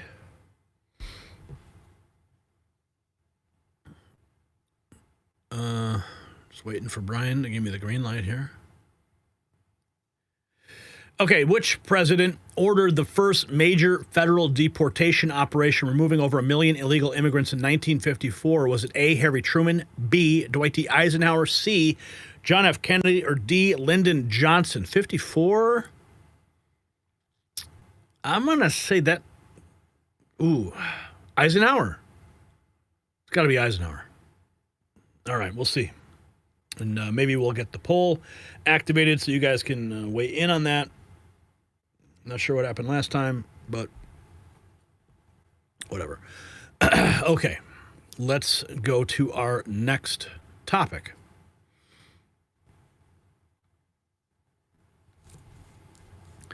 They thought Portland 2020 was their blueprint for chaos, burn the cities, terrorize citizens, and walk away rich from dark money flowing through NGOs. They thought they could do it again in Los Angeles, but the one thing they didn't plan for? Trump was ready this time. The FBI is tracking every dollar. The IRS is hunting down every funder. ICE is arresting the violent illegals who fuel the chaos. Federal prosecutors are bringing real charges with real prison time. What started as coordinated riots just became a federal investigation that's exposing the entire machine. Chinese money, corrupt NGOs, paid agitators, it's all coming out. The riot organizers are learning the hard way that this isn't Biden's America anymore. So keep on watching. And when cities burn and chaos reigns, your strength becomes your lifeline. But here's what the rioters don't want you to know. The same forces attacking your streets are attacking your body. Most men think aging drains their testosterone, but the real culprit is something you eat every day. Something they told you was healthy. It's destroying your drive, sapping your energy, and killing your motivation. The team at Sculpt Nation discovered this truth and created Test Boost Max, 8 natural ingredients that restore what modern life steals. No prescriptions, no synthetic hormones, just real results. You can watch the free video exposing this hidden testosterone killer at sculptnation.com/NNN. Link below. Because when society gets weak, strong men must rise. Okay, check this out. The federal crackdown on the riot machine has now shifted into overdrive, and the left's entire infrastructure of chaos is crumbling. Now remember, 2020, Trump learned, and now this time he's bringing the receipts. John Solomon dropped a bombshell on Just the News that changes everything. The FBI and Kash Patel aren't just watching, they are following the money straight to the source. Watch. This is a law and order president, and he learned the lessons of Portland in 2020. LA is no Portland. Donald Trump, on every aspect of this protest, has been ahead of the left, getting assertive law and order authority in place, not letting the Democrats slow walk security. And I think at the end of the day, the first result is that this has already been quelled to some degree. And now the second big thing. This morning, Kash Patel told us, and we have it on the record up on Just the News, that they're following the money trail. The second way you stamp out these sort of movements is to choke the money supply that pays for the radios and the bricks and the organization and all of the things that we see on the street in LA that are clearly not organic. And that is something that never happened in 2020 under Bill Barr. It is happening under Pam Bondi and Kash Patel as we speak, and under Kristi Noem and the Homeland Security Investigations Intelligence Unit. They're fast at work, because if you can choke off the money, you'll choke off these protests pretty quickly. And I think that is a big change from 2020. You can see this administration was ready for this moment. They imposed law and order. They didn't let the media, the Democrats, or the elitists dictate the terms.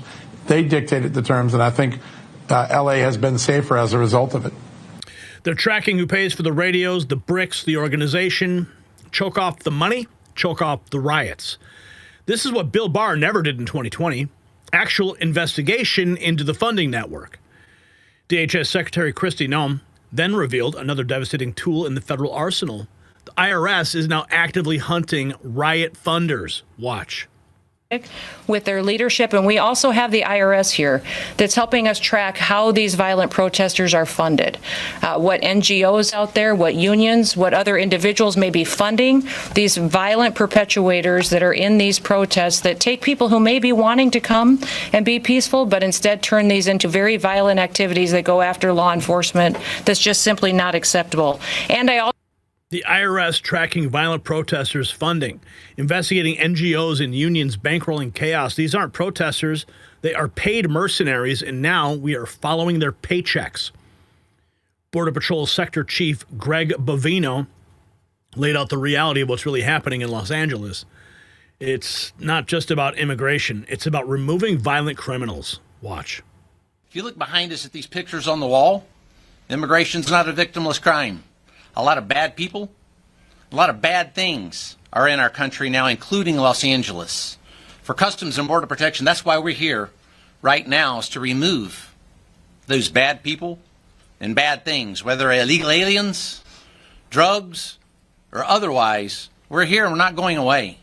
Border Patrol, Office of Field Operations, and Air and Marine, you'll see us in Los Angeles. You'll continue to see us in Los Angeles, not going anywhere soon. Bad people doing bad things are getting removed. Border Patrol, ICE, Air Marine, not going anywhere. Los Angeles is being liberated from criminal control. U.S. Attorney Assail delivered a brutal message to the rioters who thought California's no consequences culture would protect them. Federal charges hit a little bit different, though. Watch. On behalf of my office and the Department of Justice, I'm here to show our support and our collaboration with the Department of Homeland Security in their mission to protect the American people and to do immigration enforcement operations, specifically at targeted known criminals, which is the primary focus of most of our missions to date. I want to also thank the National Guard and the military. We had judicial warrants to do what we did on both Friday and Saturday. And the amount of resistance and organized agitators that showed up to try to impede us was overwhelming, and we're really grateful to the President for deploying the Guard, which allowed us to continue our mission undeterred to enforce the law and to keep our people and our buildings safe. And that's really important. And my office has been aggressive in bringing charges. We charged several people over the weekend who dared to assault our agents. They threw rocks, they threw stones, they were breaking up concrete. It was out of control and it was violent. And some people in the state of California have been conditioned to think that there's no consequences for criminal activity. And you know, that might be true for the state of California, but it's not true with the federal government. And we will bring charges and you will go to federal prison. This is the federal government. This is not the state government. As the President said, if you spit, we hit, and we'll hit you with a felony. Throw rocks at federal agents, that's a felony. Assault ICE officers? Federal prison. The state might coddle criminals, but the federal government brings real consequences. And Senator Josh Hawley launched his own investigation into who's orchestrating these riots. Watch him expose the AstroTurf operation with Jesse Waters. Watch.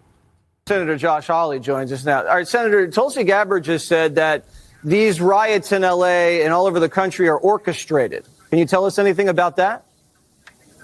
Yeah, I think that's absolutely right, Jesse. These aren't spontaneous at all. They're about as authentic as AstroTurf. They are bought and paid for flash mobs.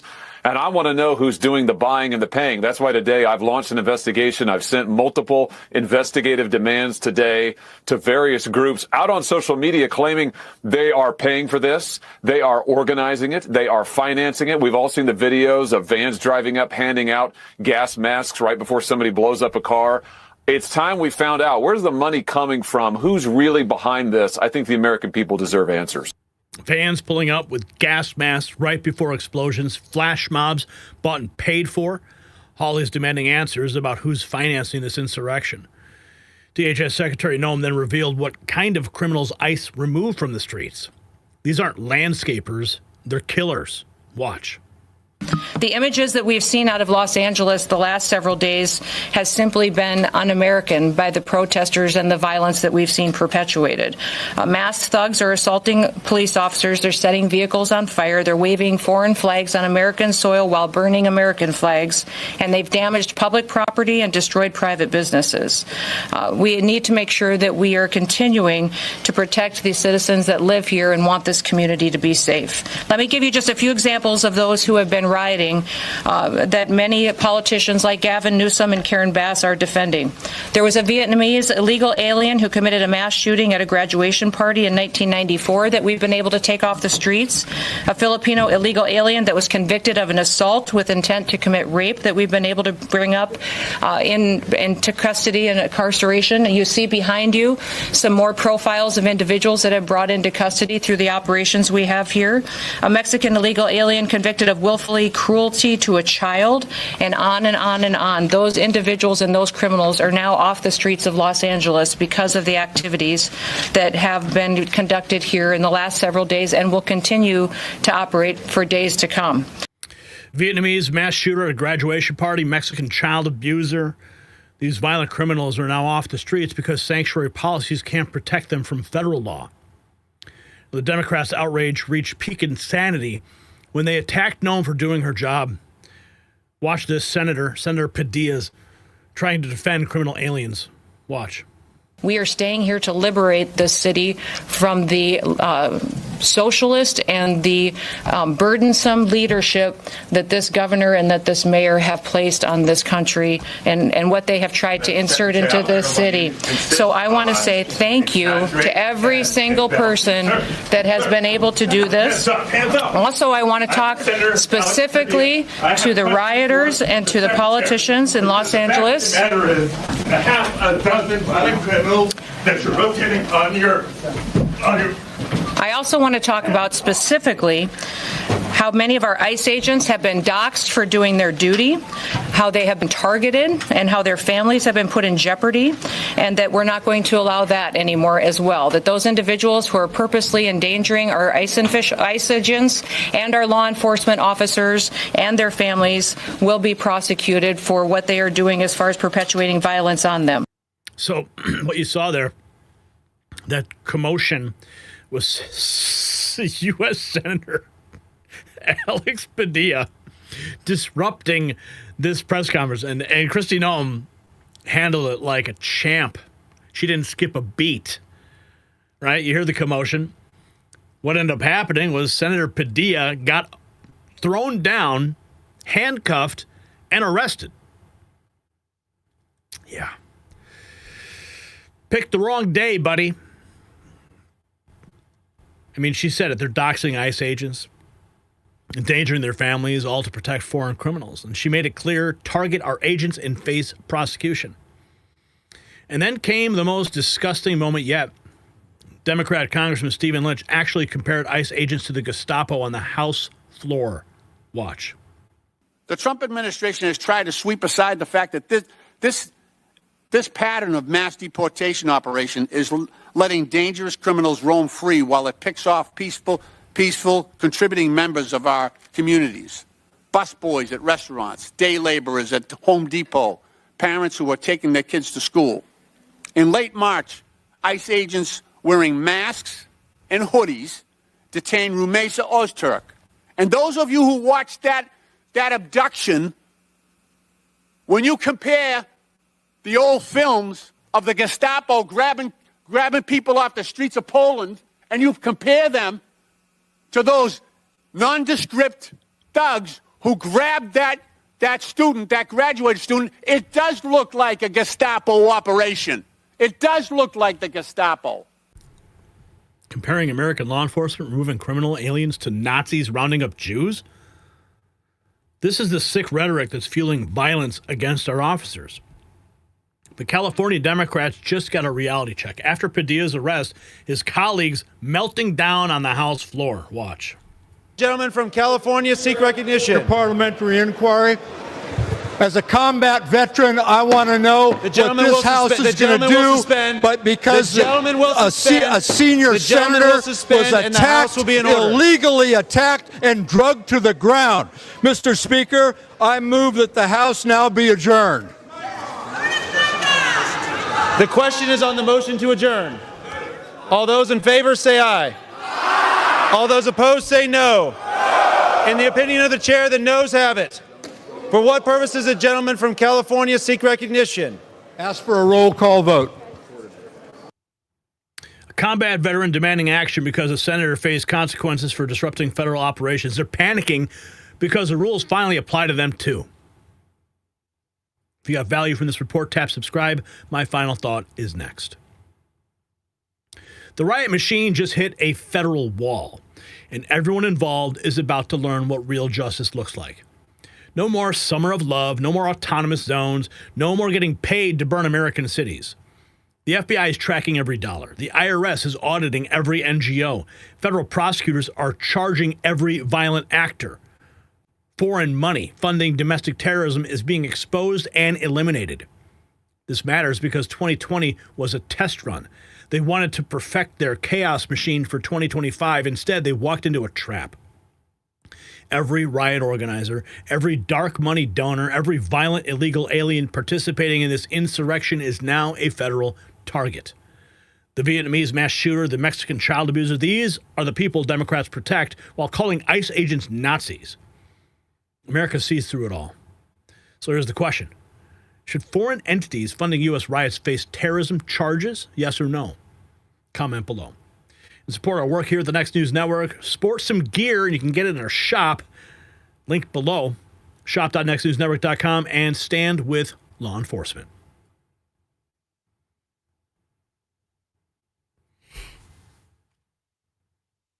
Okay. Do we have any more Super Chats? I can't even see Super Chats coming in. What a mess that is. Let's see here.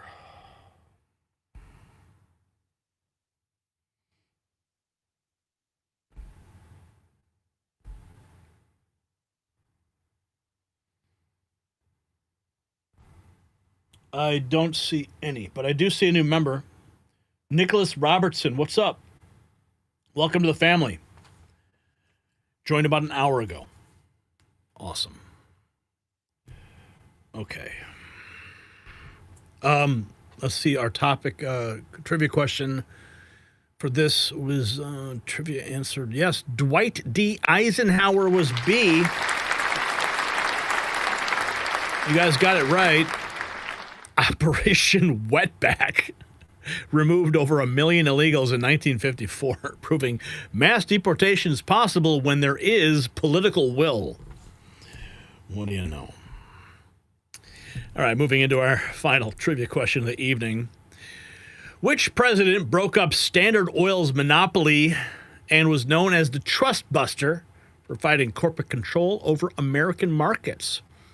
Was it A, William McKinley, B, Theodore Roosevelt, C, William Howard Taft, or D, Woodrow Wilson? Something tells me I want to go with Teddy in this one. I'm going to go B, Teddy Roosevelt. I remember this story in my school days. I could be totally wrong, though. We're going to find out the answer. Is A, McKinley, B, Roosevelt, C, Taft, or D, Wilson? You guys are going with me on B here. So we'll find out after this segment.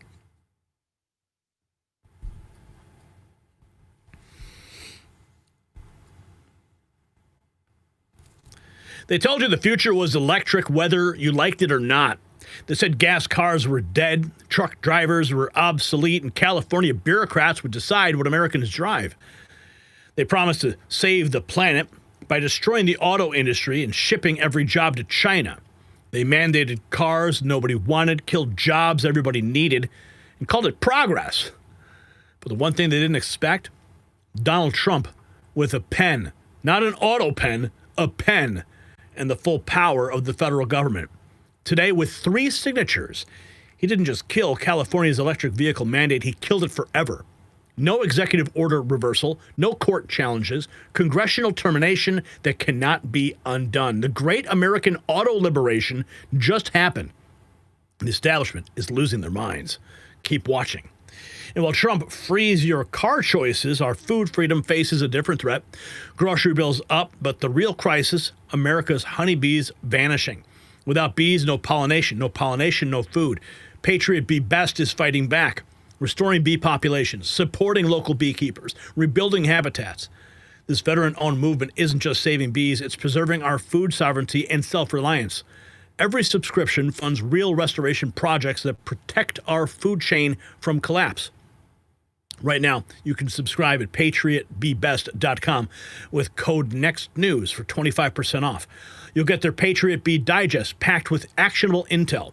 So join the hive at patriotbeebest.com, protect the bees, and preserve the republic.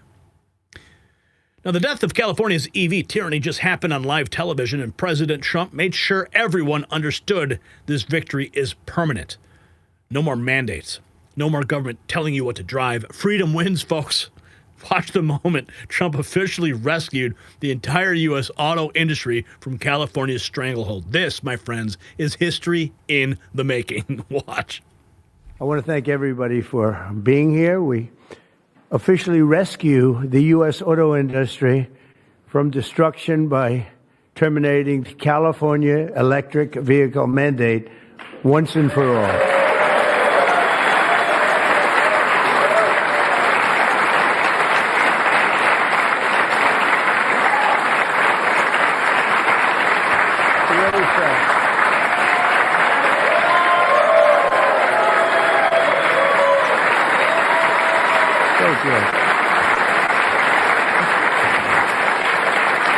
They said it couldn't be done, but boy, it's had us tied up in knots for years.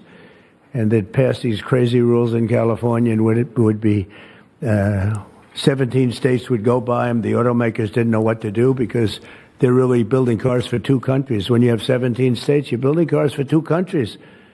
And I want to congratulate you all, the Senate, the House, the whole thing. It's incredible. 17 states were forced to follow California's insane rules. Automakers were building cars for two different countries. That nightmare just ended forever. Trump then laid out exactly what these mandates would have done to American workers and our entire civilization. My friends, the truth is devastating. Watch. But they wanted to shatter our domestic supply chains and literally grind civilization to a halt. We would have gone so far back. It's hard to believe, actually. Hard to believe when you don't have enough electricity to give a person a little air conditioning in the summer, and now they want you to take electricity and fire up all these cars. But we're not going to let that happen. Meanwhile, all of the auto jobs would be shipped to China because they're very strong on electric, and it lives off an estimated 200,000 American auto workers would be destroyed. It's one of the reasons I did so well with the United Auto Workers. And now I'm really doing well with them. I did phenomenally with them. No Republican ever got any numbers like I got. And the Teamsters, too. Sean O'Brien, the head of the Teamsters. These guys, they like Trump because I produce jobs. They know that. Everybody knew that the auto workers knew better than anybody how good the tariffs were. And the head of the autobreakers, I don't know him at all, but he didn't like me at all. Now he's going around saying, this guy's unbelievable. He was very nice to me the last few months. During the campaign, no, but if I've proven it. I've done what I said I was going to do, and we've brought back tremendous numbers of jobs. And you're having auto plants built all over the country, all over. There's never seen anything like that. They're leaving from Mexico. They're leaving from Canada. They're leaving from other parts of the world. If they want a Mercedes-Benz, you're going to have it made here. It's okay to have a Mercedes, but they're going to make it here. Otherwise, they're going to pay a very big tariff. They already are. That's one of the reasons we have $88 billion. It's a lot of money. But that's peanuts compared to what we're going to be making in another few months. They haven't even kicked in yet. I love it. That's peanuts. 200,000 American auto jobs would have been destroyed and shipped to China. They wanted to grind civilization to a halt while pretending they had enough electricity for millions of EVs. But here's the key. Trump didn't use executive orders that the next president could reverse. He got Congress to kill the mandates permanently through legislation. Watch. But in a few moments, I'll sign 3 pieces of legislation that will kill, totally kill. You can't do anything about it. They can't take us to court. They can't do any of the things they can do with the executive orders. And it's permanent. I'll sign 3 pieces of legislation that will kill the California mandates forever, and they're never coming back. Never coming back. 3 pieces of legislation that totally kills the mandates forever. Can't take it to court, can't challenge it, never coming back. The president explained then what real freedom looks like. Consumer choice, not government force. And he had some thoughts on hydrogen cars that had everybody laughing. Watch. You should be given the option, buy the electric car, buy a gasoline-powered car, buy a hybrid. Probably not hydrogen, because hydrogen has a tendency that when it blows up your gonzo, it's over. They find you 75 yards down the road, you know. Where is he? Well, I think that's him, but I'm not sure. So, you know, they said, we think we can solve the problem. I said, that's not good enough when they think. No, it sounds like it's quite severe. If it doesn't work, Steve, it'll work most of the time, but if it doesn't, it's over. It'll make your accident look like peanuts compared. You wouldn't be around, I'll tell you, because it's pretty bad. But some people like it. I don't know. Let's see what happens. I love this guy. Buy electric, buy gas, buy hybrid, your choice. As for hydrogen, when it blows up, they find you 75 yards down the road. I mean, that's Trump keeping it real about government solutions. But I want to see water-powered cars. That's a special kind of hydrogen, though, right? And then Trump delivered a message directly to automakers worried about navigating this transition. His prediction will have them celebrating in Detroit tonight. Watch. What's your message to thousands of auto dealerships across this country that are kind of navigating through this tariff?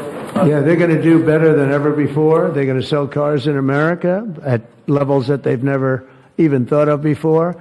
And they're going to make more money than they ever made before. It's going to be great. They're going to be selling a better car, too. It's going to be a better product. And they're behind you 100%. I know. I know that. They have been behind me, right? They knew it was right. They've been asking for this for 25, 30 years, in all fairness. No, they're very happy. I told you the Auto Workers Union week got tremendous votes. But they like me today even better than they did on Election Day on November 5th because they see the results now. They're all happening. And they have plants moving in, Brian. A lot of plants are moving in. Thank you very much for that question. They're going to sell more cars, make more money than ever before. Better products, massive sales, and auto workers who already love Trump on Election Day love him even more now. Now listen to actual business owners explain what this means for real Americans. Bill Kent, who runs convenience stores across Texas, spelled out the economic reality. Watch. Bill Kent runs a chain of family-owned convenience stores that opened in West Texas in 1957, known as Kent Quick. And Bill, if you could come up and say a few words about what the signing means to you, please.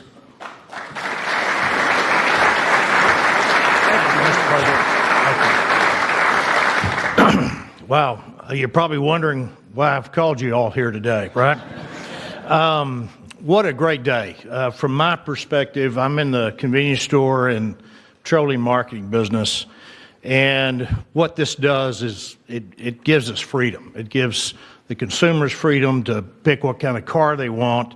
But more importantly for us, it gives us the ability to plan going forward. Because with mandates, we were forced to have to look at putting in infrastructure that frankly is extremely expensive and doesn't give you any return. So this allows us, it's going to free me up and our companies up to invest in what people want, in the cars they want, and it's a great day. So, Mr. President, Congress, thank you, Steve, everybody, thank you so much. Thank you.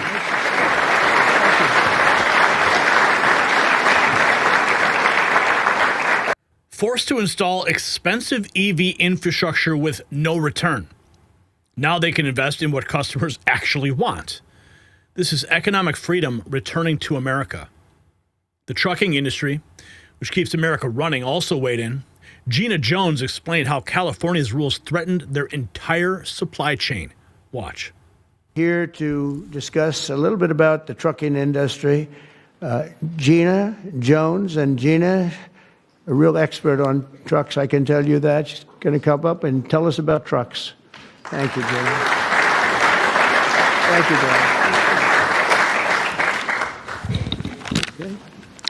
Thank you, Mr. President. You very much. And thank you, members and Congress. The trucking industry has America's back, and we are grateful that a president and the administration that have our back too. Today, trucks are 99% cleaner than a generation ago. We need great partners in government to continue that process. We cannot allow one state's regulations to disrupt our entire nation's supply chain. Allowing California to do so would have negativity impacted the hundreds and thousands of truck drivers who deliver critical goods across the country each and every day. One state disrupting the entire nation's supply chain. Trucks 99% cleaner than a generation ago. But California wanted to destroy the industry anyway, not anymore. Then came the moment of truth. Trump signing all three bills that kill the mandates forever. Watch government efficiency in action. Okay, we're going to sign three bills that do everything I just said. No auto pens allowed.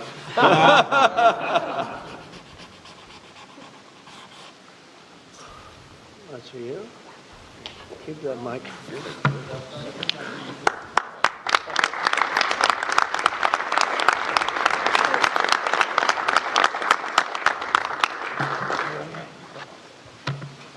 You know, that pen was so good, give it back to me. That was a good one. No, I'll sign all three of them because you never know what you get with the new one. Number two.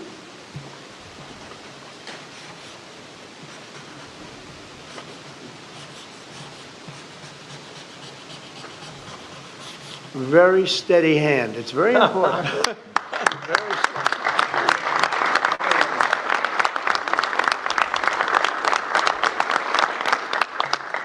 Only a steady hand can sign like that, right? Absolutely. Right? I've been told that, actually. And here's number three, and it all goes into effect. Everything I said goes into effect. Lower prices, better cars, and choice. Sense. You can say choice. We have choice for education, and you have choice for cars now, right? Common sense is right. You're right. Common sense is right.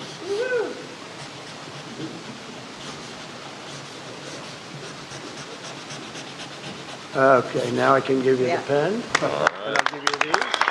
Shelley?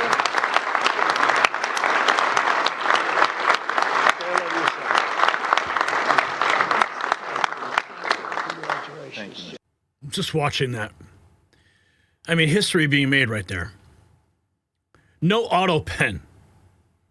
I mean, that whole thing, that whole auto pen scandal. God, I hope there's some real justice there. But no auto pens, three signatures, lower prices, better cars, and choice. Common sense returning to America one signature at a time. If you got value from this report, tap subscribe. My final thought is next. Today marks the end of government tyranny over what Americans drive.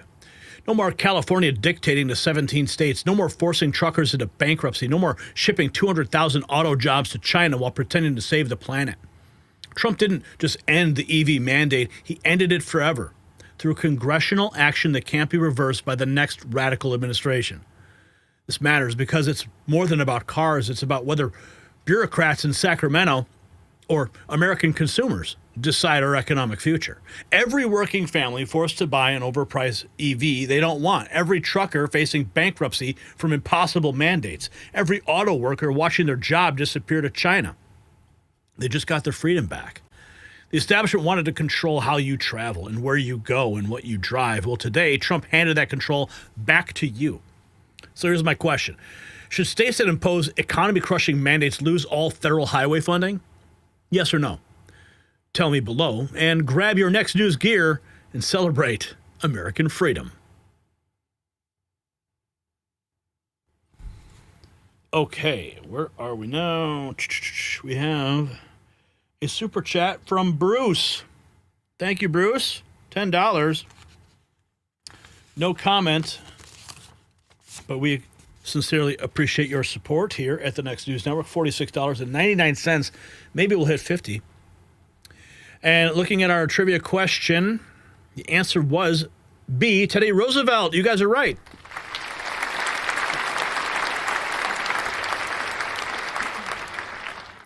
Teddy Roosevelt busted corporate monopolies to protect consumers, just like Trump is busting California's EV monopoly today. Okay, so we're going to bring on someone here in just a moment. As you know, I will be traveling next week with my family, and we are going to introduce to you a man named Brett Siegel. Now, Brett has worked with people that you know. He's worked with even Elijah Schaffer and other Patriot outlets, even his own YouTube channel. So he is going to take the sacred chair of the Next News Network, and I wanted to introduce you to him today. We're going to bring him on in just a second. I think we're getting him set up in the remote studio now. Let's see where he is. I just saw him, and then we lost him. So we're going to bring that on, and we'll bring him on in just a second, but we'll take a look at some of your reactions so far today. Overeducated. Elijah rocks. Tom B. Moon rocks are good. Tuna, hot tuna. Take everything from Newsom. I sent a super sticker. Hope he gets it. I bought a membership, and no one got it.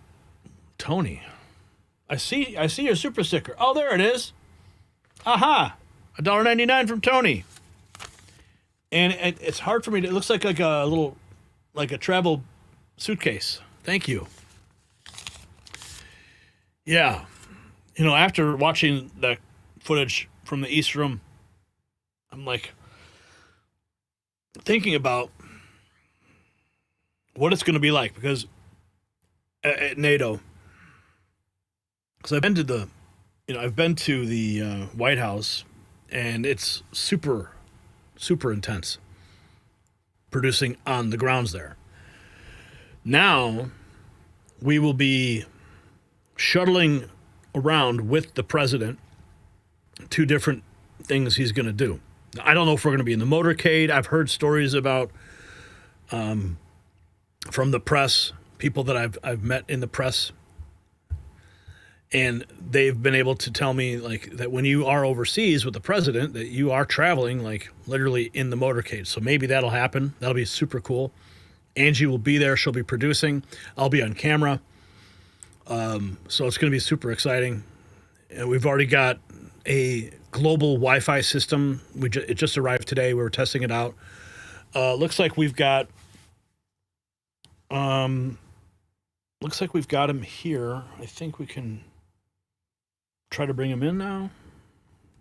Do I try? Do we do split? Let's see. And I'm not seeing anything yet.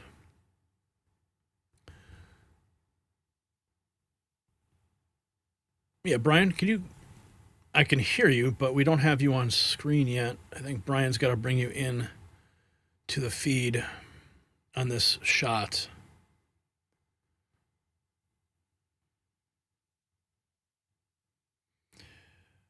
And I do hear some echo from my voice feeding back.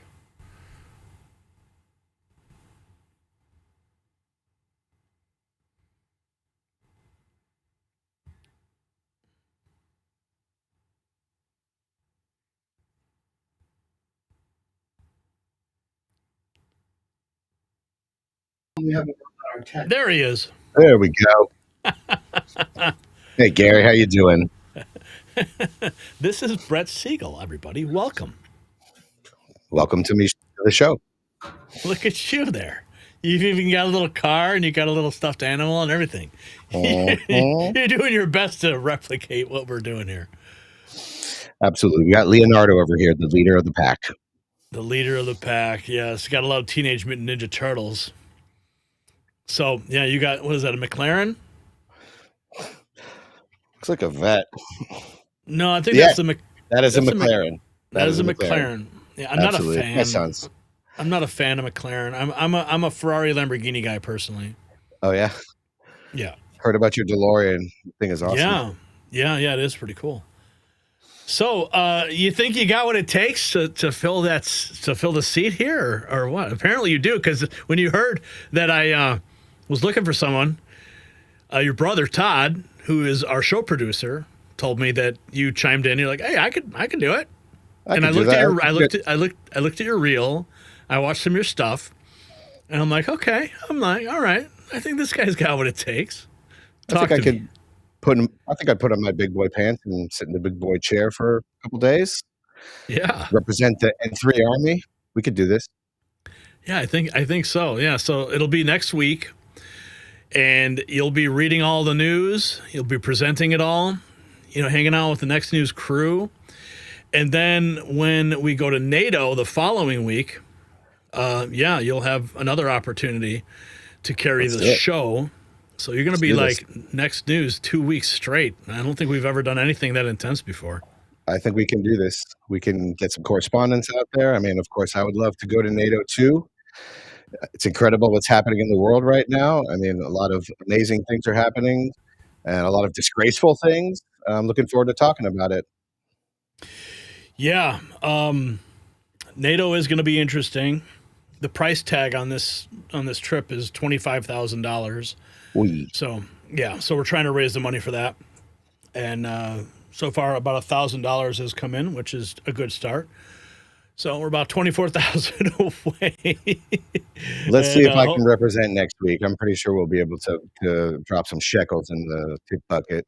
I appreciate that. Yeah. So like when you're doing your thing, hey, Gary, I'm sitting in for Gary. Gary's out of town, blah, blah, blah, blah, blah. And then the reports that I'm going to file. So I won't be filing reports next week because I'll be on vacay with the family. But when I'm at NATO with Angie is when I will be filing reports because it's 7 hours ahead.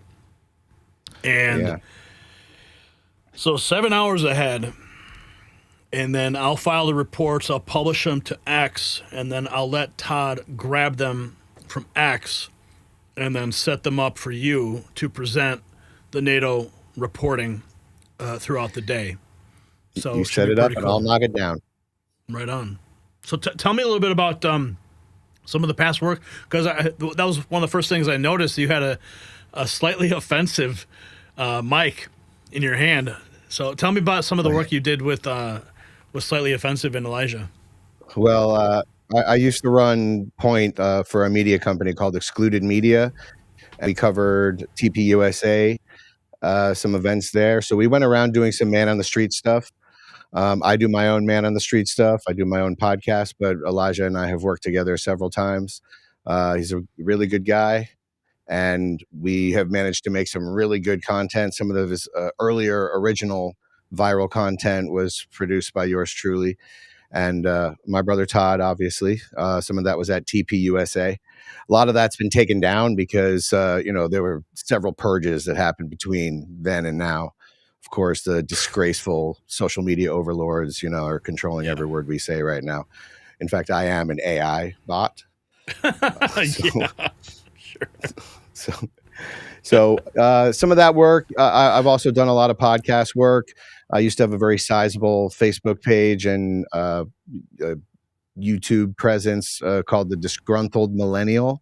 And there was a big purge back in 2018, and I'm honored to say that I was a part of it. Literally one day to the next, the entire presence just absolutely disappeared. But we were going, several 100,000 strong. Wow. No, I know how it feels. Thankfully, we were able to survive a lot of those purges throughout history. Yeah. a lot of it's just simply because I could sense the direction things were going. Like I could see like where narratives were being pushed, and then suddenly, so we were like really proactive with removing content that would have been caught up in those purges, and were able to survive. So it's like wiggling around a little labyrinth, you know, and all the while you're trying to get your opinion out and say the thing that you want to say, and you're just dodging bullets everywhere. So yeah. Well, I mentioned to Todd that tomorrow morning I've got to go to the passport office. I got to be in downtown Chicago, taking the train. I got to be downtown Chicago at the appointments at 9:30. So I'm going to have a hell of a long day tomorrow. So I proposed to Todd. Wait, we got a super chat here for $3. Right on. This is from Tony. Right on, Tony. We're off to a good start. So I propose to Todd that you do the show tomorrow. Give it a shot. I don't know if that's possible. Let me see what I can do. I can see if I can wiggle some things around. That'd be cool. If you can, you know.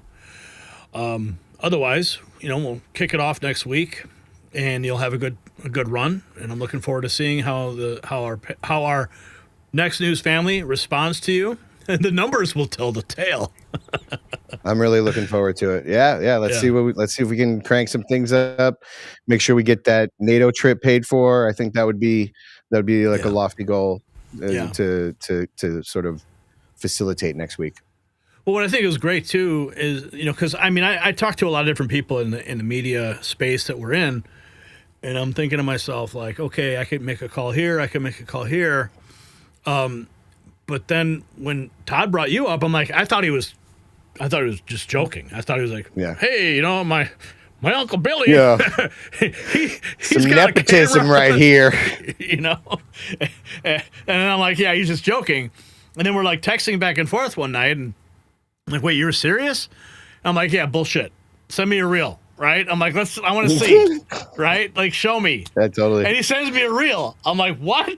This guy's already got a freaking reel, like, cut. Yeah. So I've been doing this. I've been doing this, the podcast thing, since, I don't know, it feels like before every white guy had a podcast. Yeah. So yeah. So when I saw the reel, I'm like, okay, this guy's, you know. Then I looked at your channel. I'm like, okay, all right, I see what's going on here. And then I kind of put two and two together, and I said, well, it makes even more sense, because one, Todd's your brother, and Todd's producing the show, so the show content is even closer to you than it is to me. I thought we got that this was thing great. set up pretty quick. Look at I saw that. Everything you see here. I saw that. Yeah, well done. Todd's the man. I would put a maybe put a black tablecloth over that thing, maybe. Sure. You know, but no, it looks like you guys got it put together pretty well. You know, the lighting's perfect. I mean, wow. You got the hair light. You got We're gonna put all the next new stuff behind us on that TV right there.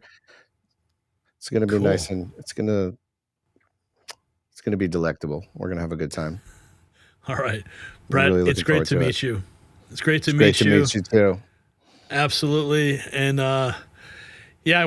sometimes when Todd is like working, and he like before the show goes live, he's like, "Oh, my brother says hi," and I don't know who you are, right? I have no visual. I just picture some guy like leaning in his brother's bedroom door and just going, "Hey, Gary." He's got some big scruffy beard and he's eating a bag of freaking Doritos, you know?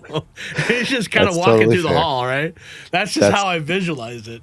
I did just get a haircut. Yeah. To look spiffy for the show. So maybe yesterday or the day before, you might have seen a big bushy beard. Well, the Doritos are for my son. And by the way, happy Father's Day to all the amazing patriotic fathers out there who are literally crushing it every single day to bring opportunities for your children. Oh, for real, for real. In fact, I would like to introduce you to mine. Is that okay, Gary? Sure, sure.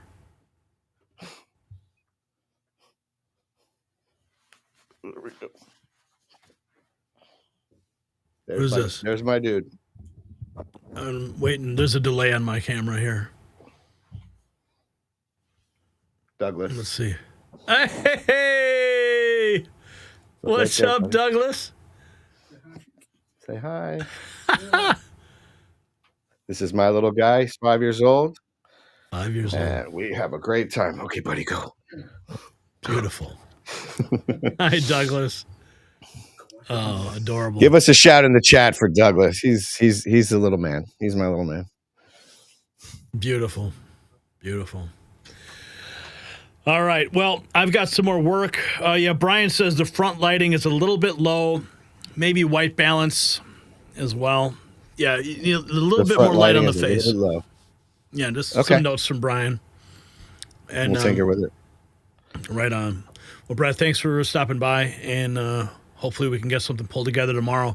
If not, we'll figure it out, and you'll be off to the races on Monday. Excellent. Really looking forward to it. All right, so am I. So am I. Thank you so much. You're welcome. Be good. All right, you too. All right, folks, that was Brett Siegel. Yes, you're going to be seeing a lot of him in the coming weeks, so buckle up for that. Oh, and Douglas getting the shout out there. Beautiful. Okay. All right. True News hitting NATO. That was $2 from Prism. $2. Where's my $2?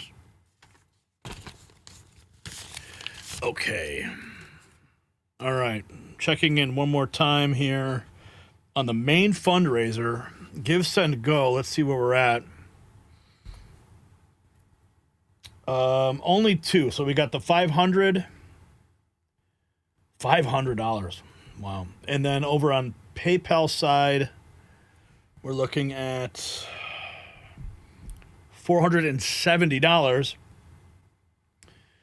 And that's from Ronald Palika, 2110, Gary Outlaw, Shannon Blake.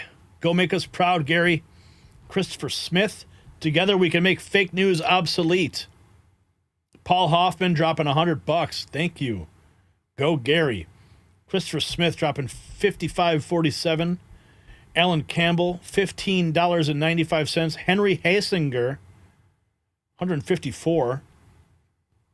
John Andreas, Onward and Forward, $50. Anonymous, $5.65. And Gary Defender for $25.47. Beautiful. Beautiful, beautiful. So we are on our way, folks. So, Patriots, what we just witnessed today isn't just news. It's the complete transformation of America happening at lightning speed. We started with Trump's total vindication, as even his enemies admit he was right about everything. $88 billion in tariffs with zero inflation while the media chokes on their own lies.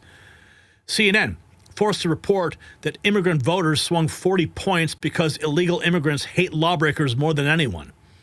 ABC News writing massive checks and firing propagandists. The Fed confirming Trump's economic genius. Every prediction, every policy, every promise delivered and proven right. Then we showed you the end of Democratic immunity as Senator Padilla got body slammed and cuffed like any other criminal. No more special treatment. No more getting away with disrupted federal operations. A congresswoman facing 17 years for assaulting federal agents. The riot machine exposed as paid operations funded by foreign money, with the FBI and IRS hunting down every dollar and every organizer. Law and order isn't just back, it's here with handcuffs and federal indictments. Then we expose 3 sanctuary state governors squirming under oath, unable to explain why they protect criminal aliens who kill Americans like Katie Abraham. Pritzker going silent, Walsh refusing to apologize for Nazi comparisons, Hochul admitting she has no clue how many illegals drain state resources. The sanctuary policies are death sentences for innocent Americans, and now everybody knows it. The federal crackdown on riots showed us exactly who these Democrats protect. Vietnamese mass shooters, Mexican child abusers, violent criminals who should never have been here. While Democrats call ICE agents Nazis, federal prosecutors are bringing real charges with real prison time. The summer of love is over. The era of consequences has begun. And finally, the death of EV tyranny. Trump didn't just end California's mandate temporarily. He killed it forever through congressional action. No more forcing Americans to buy cars they don't want. No more destroying the auto industry to please climate cultists. No more shipping jobs to China while pretending to save the planet. Freedom to choose, freedom to drive, freedom to work, all restored with 3 signatures. No auto pen. And everyone who sent in super chats and rumble rants tonight, thank you. You are the backbone of this movement. $54.99 with $3 coming in just a moment ago from SR Best. Thank you so much for that support. $3. It's your support that keeps us independent, keeps us strong, and keeps us broadcasting facts that make the establishment panic. Thank you for standing with us. Thank you for sharing the stream, for bypassing big tech censorship one text message at a time. So tell a friend what you learned today. Rock that next news gear and let the world knows where you get your real unfiltered truth. The Truth Army is growing stronger and stronger every day, and you are on the front lines of history. Patriots, we're not just winning, we're documenting the complete collapse of their entire system. And NATO is just around the corner. Buckle up. That is going to be amazing, especially in light of the news that broke tonight with Israel and attacking Iran. We got to stop World War III, folks, but I'm afraid it already may have just begun. Thank you for joining the Raw Feed. We'll see you on the next show, where we'll have even more proof America is being made great again at warp speed. Good night.